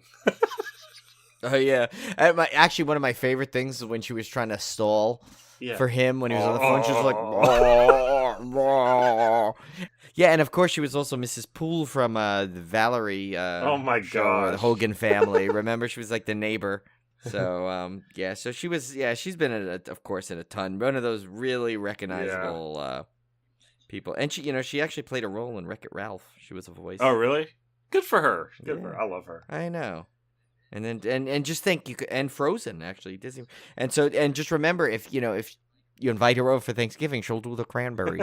So I love her in Ferris Bueller, and Planes, Trains, and Automobiles, of course. But pretty much anything she's she in, does. she's awesome. Yeah. Yes. She says something like, "All the kids love Ferris Bueller. They think he's a righteous dude." Oh yes. Or actually, I gotta say my favorite all-time line that I used to always quote, and I swear, just quoted it at work the other day because one of my coworkers was saying something, and she did a thing where she's like, "Well, you know what? If they're not gonna do it this way, I'm gonna do it my way," or something like really tough, and I went, "You look like Dirty Harry just then," and she looked at me like I had 3 heads, and I had to go explain the scene. Oh my god! But I don't care because I've quoted that scene more than, oh my god, way more than it should be healthy. Brian, at Thanksgiving, we need to do a complete off-topic Planes, Trains, and Automobiles or Ferris Bueller episode. Yeah, I think Planes, Trains is a guarantee, especially because it actually has a relation, because we did talk about it on the way home from the HorrorCon. Yeah. And so I agree. I think that we need to put that down on the books, and that will be in there. We will do a full off-topic special Planes, Trains, and Automobiles viewing with Tim and I. And I apologize in advance now. Yeah. Oh my god. Because we will just be quoting the same line you just heard in the movie over and over. Pretty much, yes. Or just hysterical laughing. Oh my gosh. Both of us. And that's been on cable actually the last couple of days too, to make it even worse. So now it's like fresh in my head. So anyway, getting back to the movie. What were we talking about? Horror movies? All right, here we go. So Tommy Ross, Carrie likes his plagiarized poem in class, and they get the idea that Tommy should ask Carrie to the prom as to make amends. And there's nothing malicious behind this, by the way. Tommy is actually a really decent guy. And he genuinely does feel bad for her. And he actually kind of sticks up for her in class under his breath to the teacher. I mean, he really is a nice guy. And he decides he's going to ask Carrie to the prom. In fact, Miss Collins actually tries to talk him out of it because she does not believe that they're on the up and up.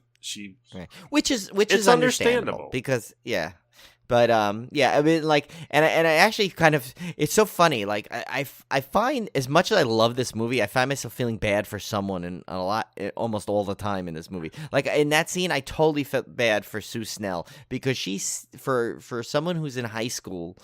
Stepped up big time. I mean, obviously, she was played by a 20. Yeah, all the kids. Yeah, all the kids in this high school, by the way, are like in their 20s. Yeah, they're all. But I mean, they had to for the opening scene alone. But I mean, but the thing is it's like she's doing the right thing. And if you picture someone in high school, how rare did that's a big step. Giving up your date, right, and buck peer pressure for the prom. Yeah. The prom, which I don't, from what I, assume, so many people like, well, especially the girl, you see it in all the movies, the girls, they live for the prom to go see. And, she was excited because all her friends were going to be there. And she basically kind of self-imposed her punishment, which she didn't really need to at that point. And she self-imposed her punishment and gave up her date, her boyfriend, and was like, and then she got accused of plotting when she was the furthest from any sort of plot against her. Yeah. So now we get into, obviously they have to convince Carrie. Now, Carrie's not an idiot. She thinks she's being set up too, which I don't blame her at all. Why would the most popular guy in school ask her out to the prom? I mean, right. Especially when she doesn't know that Sue Snell is now, kind of changed her tune, is feeling a lot of remorse for what she did.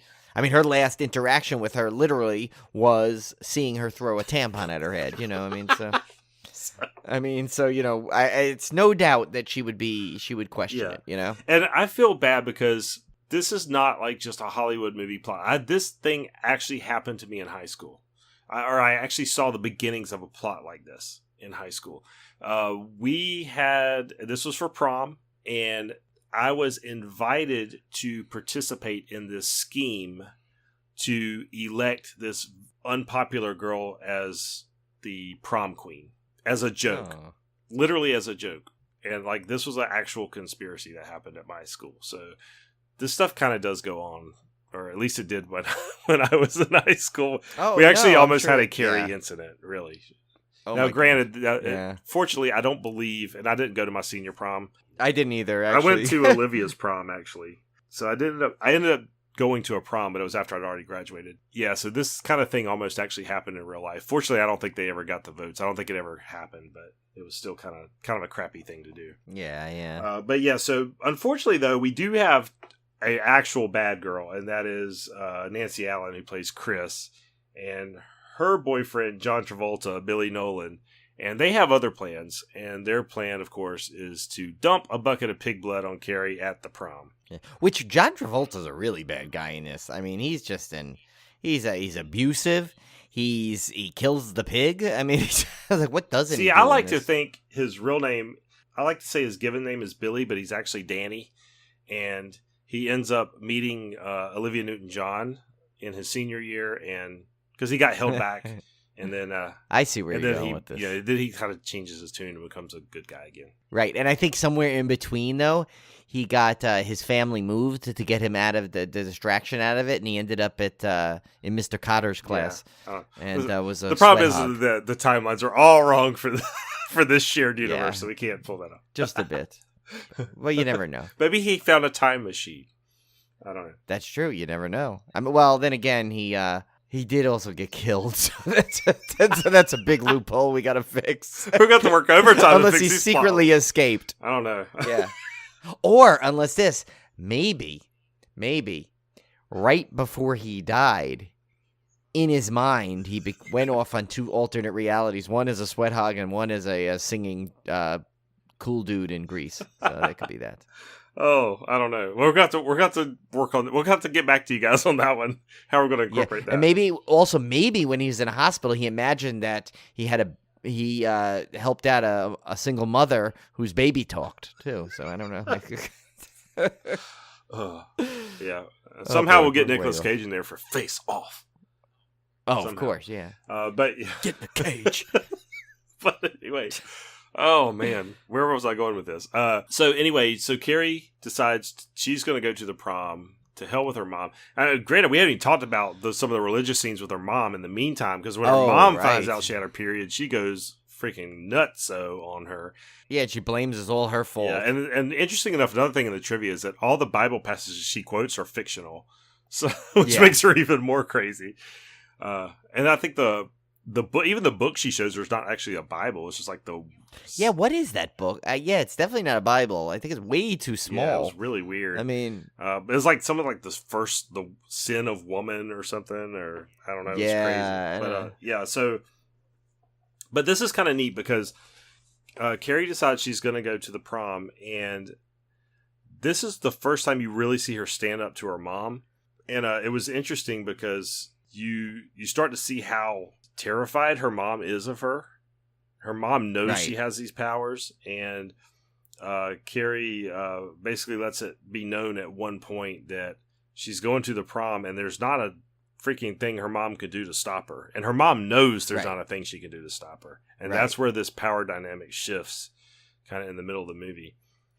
yeah, because in the beginning, I mean, she locks her in the closet, and like now, if you think about it, in reality, I think Carrie is like she's not aware of her power. I think it's more it kind of shifts when she reads that book. Right. She takes that from the library that shows there were other people that are, and she's like, wait a minute, there are other people like me, number one. So this whole thing that my mom is telling me, all this hokum that I'm like this, that I did all this wrong, and I'm so different than everyone else. Well, no, there's a lot of other people like me.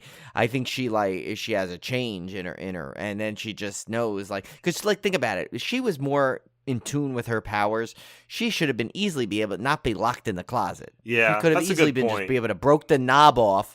But at that point, she was so almost like hypnotized or brainwashed. Actually, is a better word. Brainwashed by her mom to think of she's like a freak. Yeah, and I also like to think that her powers may have increased when she started menstruating, because you hear about if you read about like poltergeist activity and stuff like that people claim, a lot of times it's around puberty True time. So Yeah, maybe right. your powers were just not mature until she hit that point either. Maybe she had some of it. That's true, So, yeah. Well, yeah, I think she made a reference that when she said something to someone, she's like, I've always could do this or something, but I don't think she's probably afraid to use it because she didn't know how she could, how to control it. And it seems like after the menstruation, she started to be able to control it a little bit more. And then as she read the book, that was like the final piece she needed to know that, okay, other people are like this. I'm not the only person, because she had to feel a sense of isolation through the whole movie. Yeah. Because, her mom kept her away from everything. She was abused in school, every which way possible. She had no friends. So, but now that book basically tells her, well, you're not alone, kind of. And then, so now that changes, I think, everything. That's the final piece she needed to become the character that she was towards the end. And I think also at the same time, she's starting to trust that Tommy is true to his word. So now she's starting to believe that, hey, maybe I am okay. Maybe I am pretty. Maybe I am self-sufficient. I mean, she's still nervous, but it's when she gets there, she's instantly accepted by a group of people. You still have the Chris and the Norma characters that are mean to her. But, the other friends are all like, oh, hey, hey, come over here. Well, oh, you look so great, and that she made the dress. And you could tell, like, Billy actually, no, that Billy is John Travolta's character. Tommy. Sorry. Tommy is he actually really thinks she's attractive, and she does. She looks amazing when she's all, dolled up for the prom. And it's like, which is a good point. So the reason she was accepted at the prom is because Tommy took her.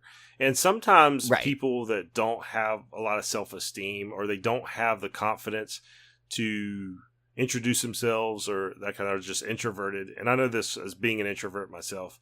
Sometimes they just need that helping hand of somebody to say, hey, come with me. Let me introduce you to some people. Or let me do so. If you ever see somebody that's kind of like Brian, like you said, kind of the underdog, somebody that maybe just doesn't have that, needs that little push, and that's what Tommy did for Carrie in this movie. He was giving her that push to get her kind of out of that shell she was in.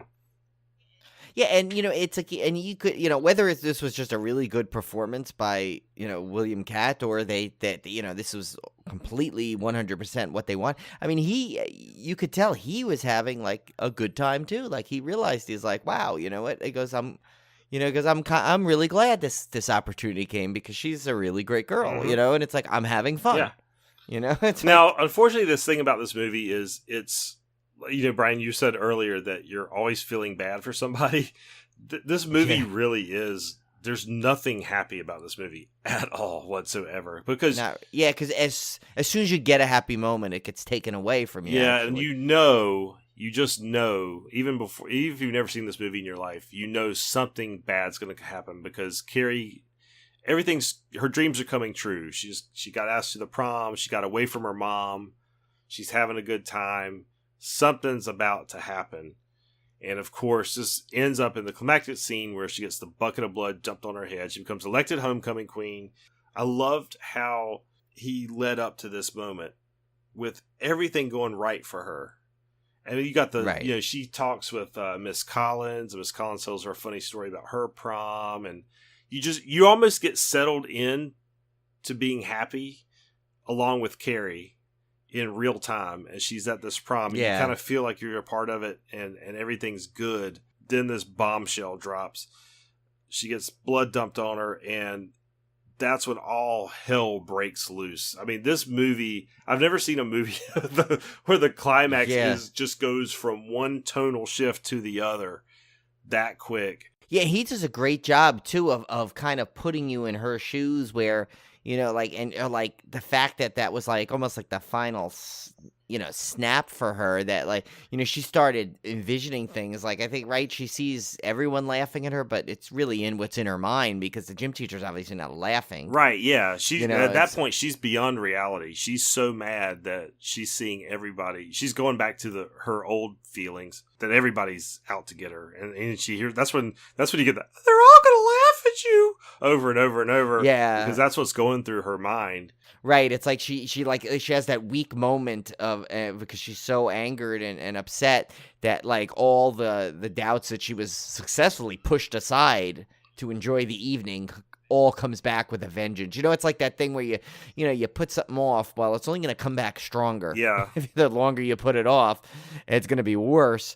So it's like, and that's what happened to her. She buried it without truly dealing with it. And I loved how and now it came back. I loved how you're so conflicted in this final moment because number one, you feel really sorry for Carrie. Yes. Number two, you feel really mad at the people that did it, and they deserve to die at that point because you're mad at what they did.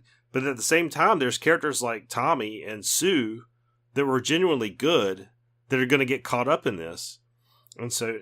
Right, and Tommy gets because he gets hit with the bucket, which I thought was kind of like I don't know. I kind of always thought that was a really good choice because, you kind of like wonder, like it would have been a difficult scene to see Carrie turn towards him and react as if he did something because she most likely would have. Right. But the fact that he gets hit by it and becomes a victim himself, I think like takes that challenge away of, and trying not to make that a scene. Like, I don't know how that would have been, because it would have been kind of like, it wouldn't have been fair to him, actually, for her to have turned and blamed him for it. Yeah. And so he's basically just as much of a victim at that one point as she is, because he gets hit with the bucket in the head and it knocks him out. Well, it also removes any doubt, if you had any, leading up to this, that he still had something up his sleeve, that he wasn't being genuine.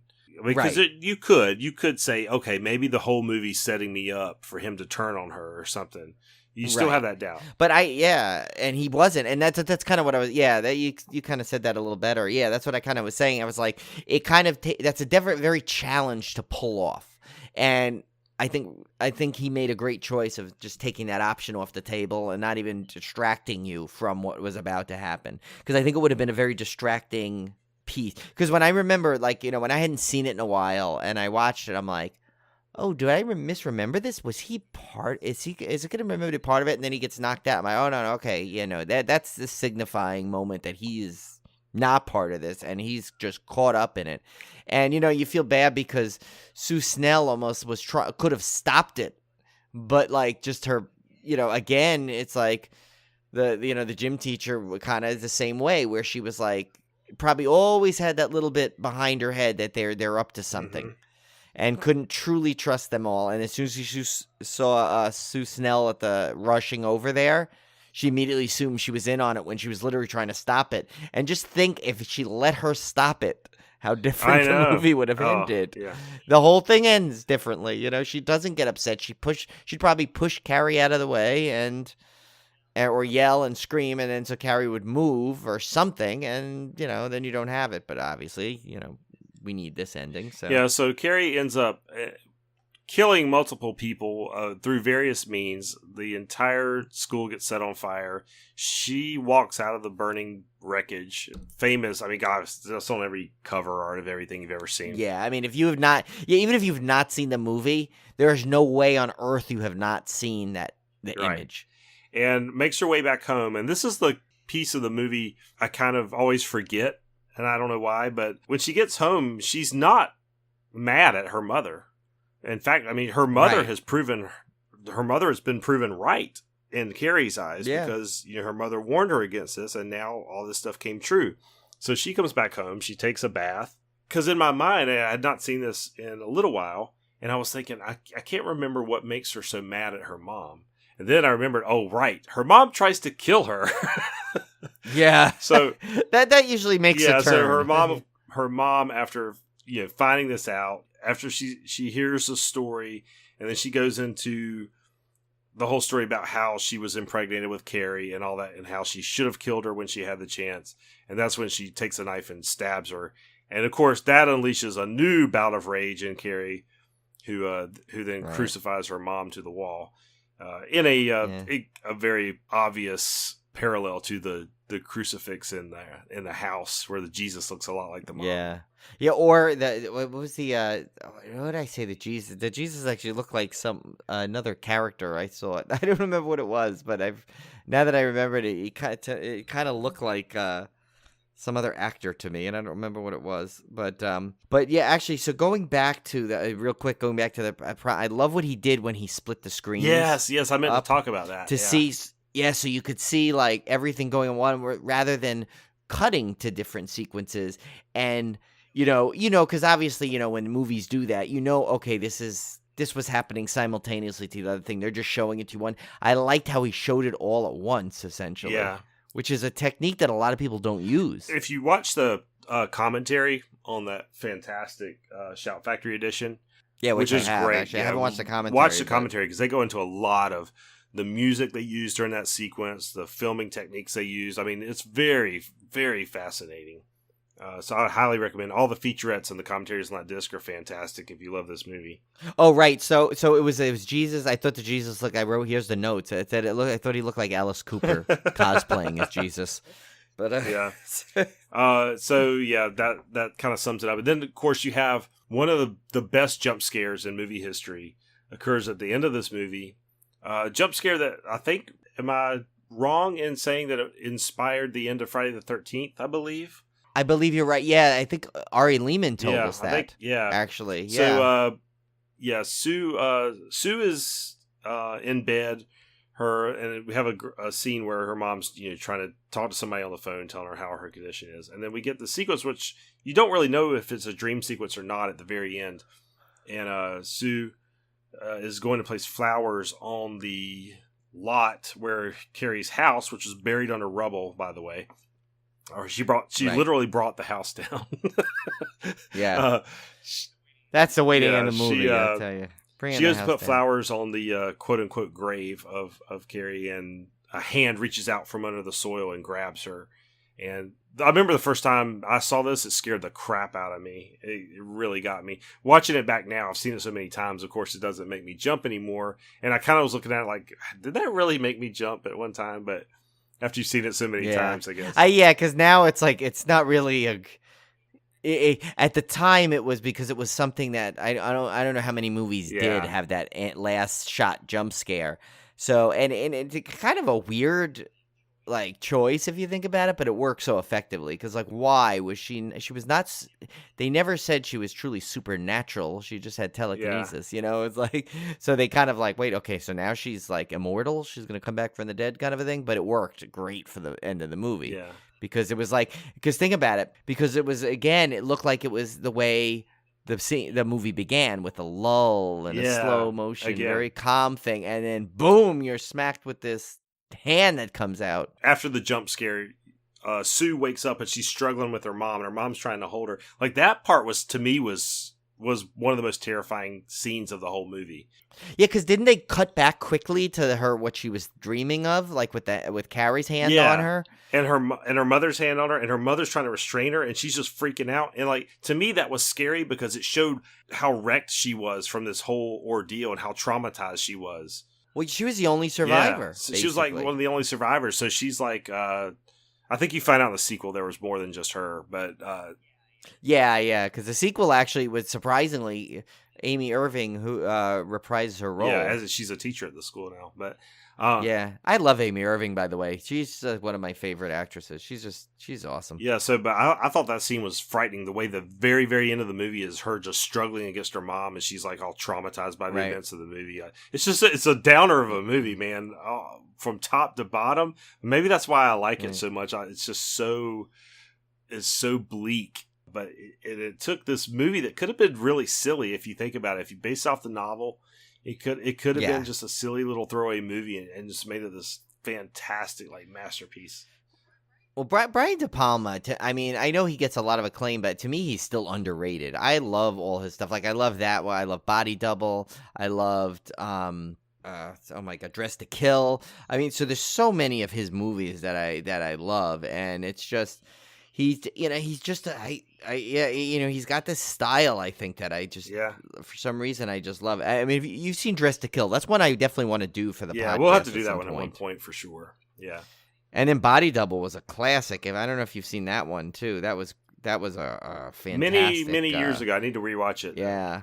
So yeah, and he's just done a lot of great stuff. I mean, you look at his resume, but it's like, I don't know, he's always been one of my favorite directors, and I just think, yeah, and this one just totally like he hit every point he needed to hit, and it's like one of those horror movies that I could probably watch over and over again and just never get bored with it. Yeah, me too. I watched it again today.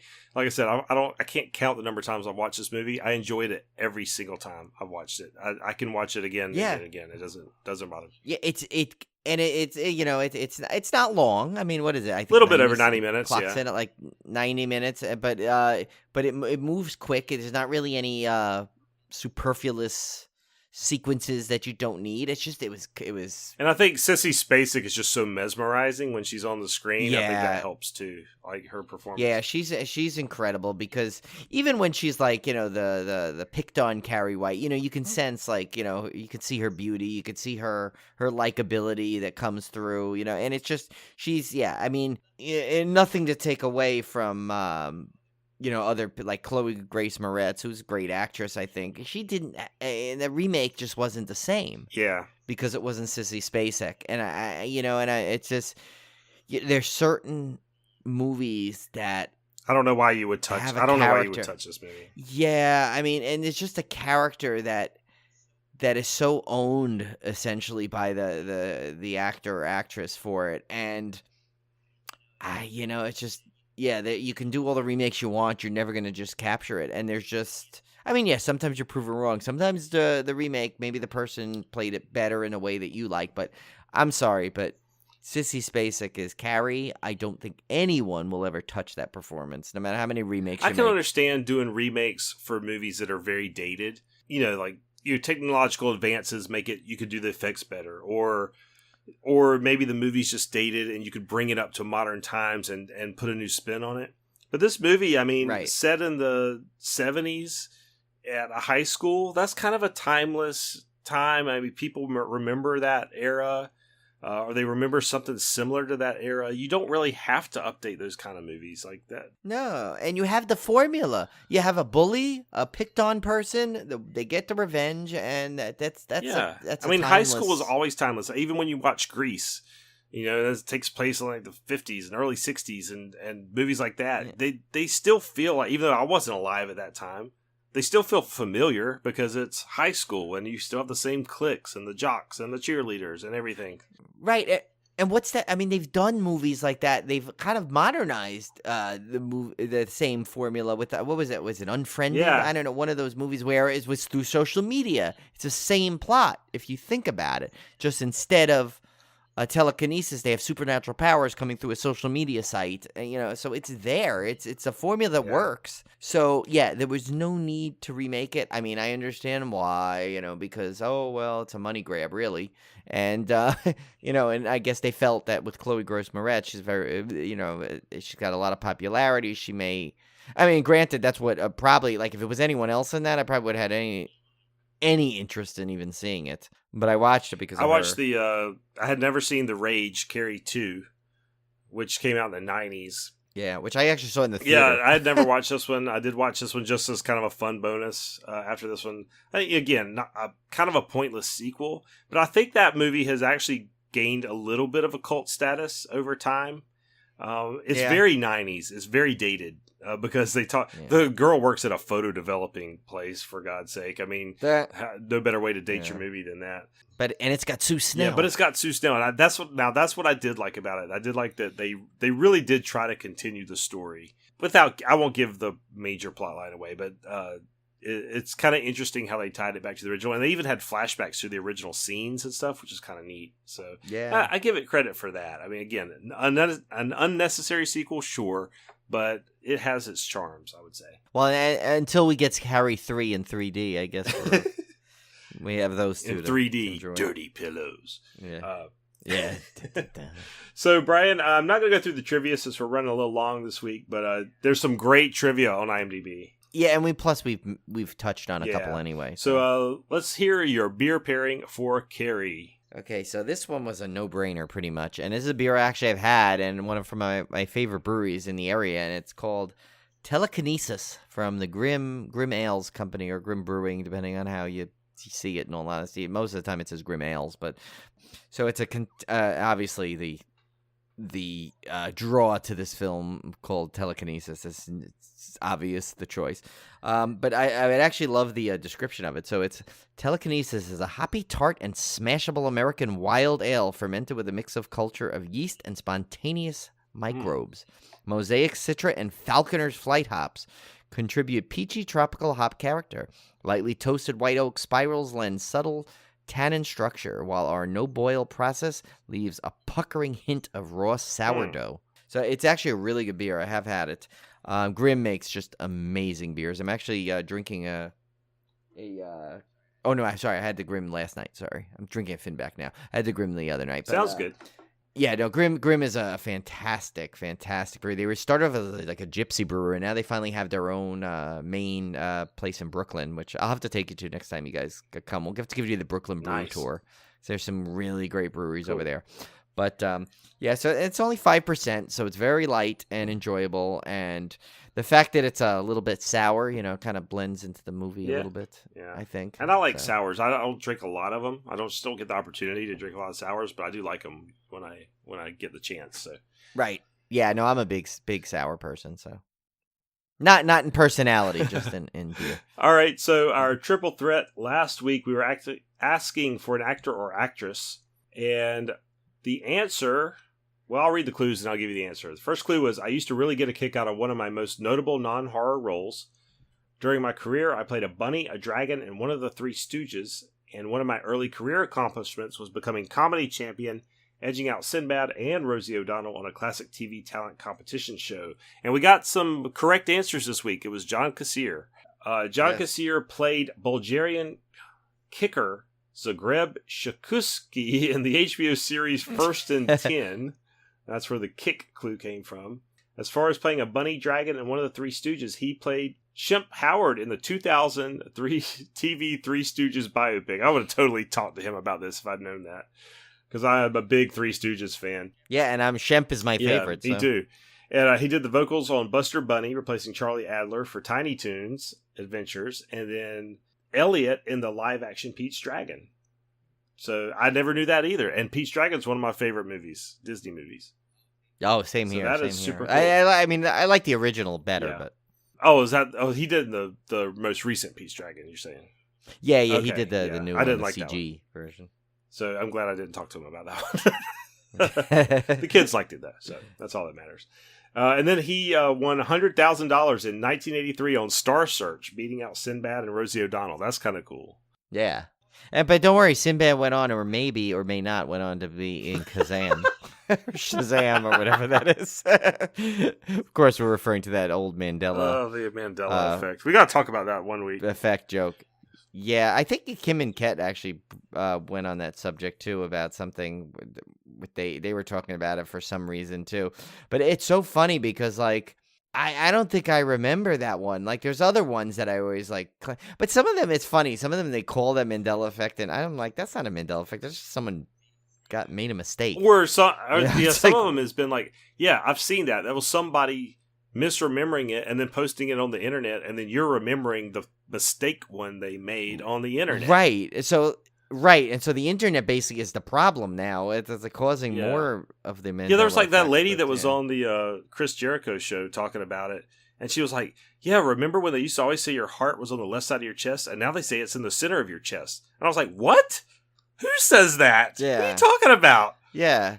No, the pain when you have a heart attack, it's the center of your heart's chest, still but to the your left. heart is never moved. No, your heart's never moved. Yes, I was like, you were really reaching to find some examples of this, so... Yeah. Yeah, your heart is not going anywhere. Yes. Oh my gosh, I could go on a whole podcast rant about that lady. Yeah. We'll have to do another set. We have to do just a lot of off-topic episodes, I think. So this week we're going to ask you for a fictional character, and let me warn you, Brian was the most diabolical of diabolical this week.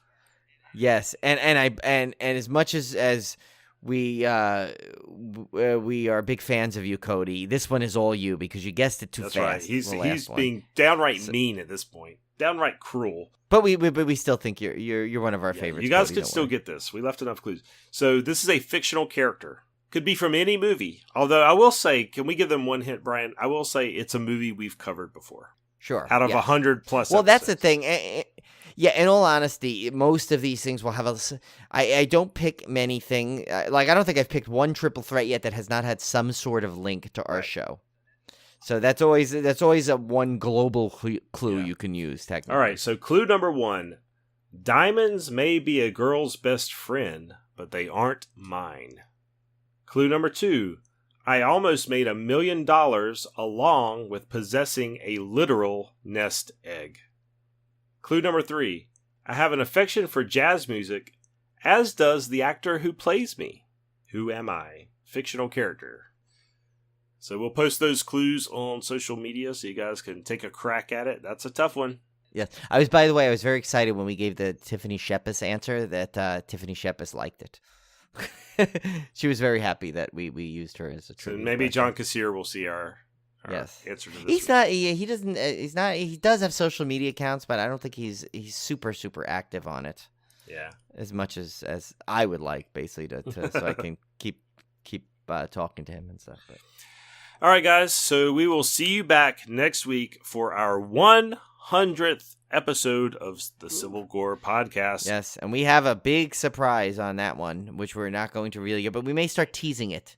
Yeah. I think we're gonna tease it. But also there's a couple of other things we were working on. Some stuff that will be classic Civil Gore. Some other things that are just you'll be regretting, like, why have I listened to this podcast for 100 episodes? Yeah. Once we do them, but of course it will all be the same kind of fun content you get, and it should be fun. We'll have some fun, some surprises, and I'm sure that if you look at our past history and you find a movie that we haven't done, you'll be able to guess the movie. So I think we'll tease the movie, we'll tease our big surprise on the episode, and we'll tease some other stuff on it. So it'll be kind of a fun week leading up to it. But I'm sure you can probably guess the movie because out of all the ones we've done, it's a pretty big one that we have not done yet. And it's a movie I think we've been saving for episode 100 since probably the very start of the podcast. Yeah, pretty much. Like, we knew that it was not going to be just a week. No, this was always going to be a major, major event when we did this one. Yeah. So we will see you guys here next week. In the meantime, cover up your dirty pillows. They're all gonna laugh at you!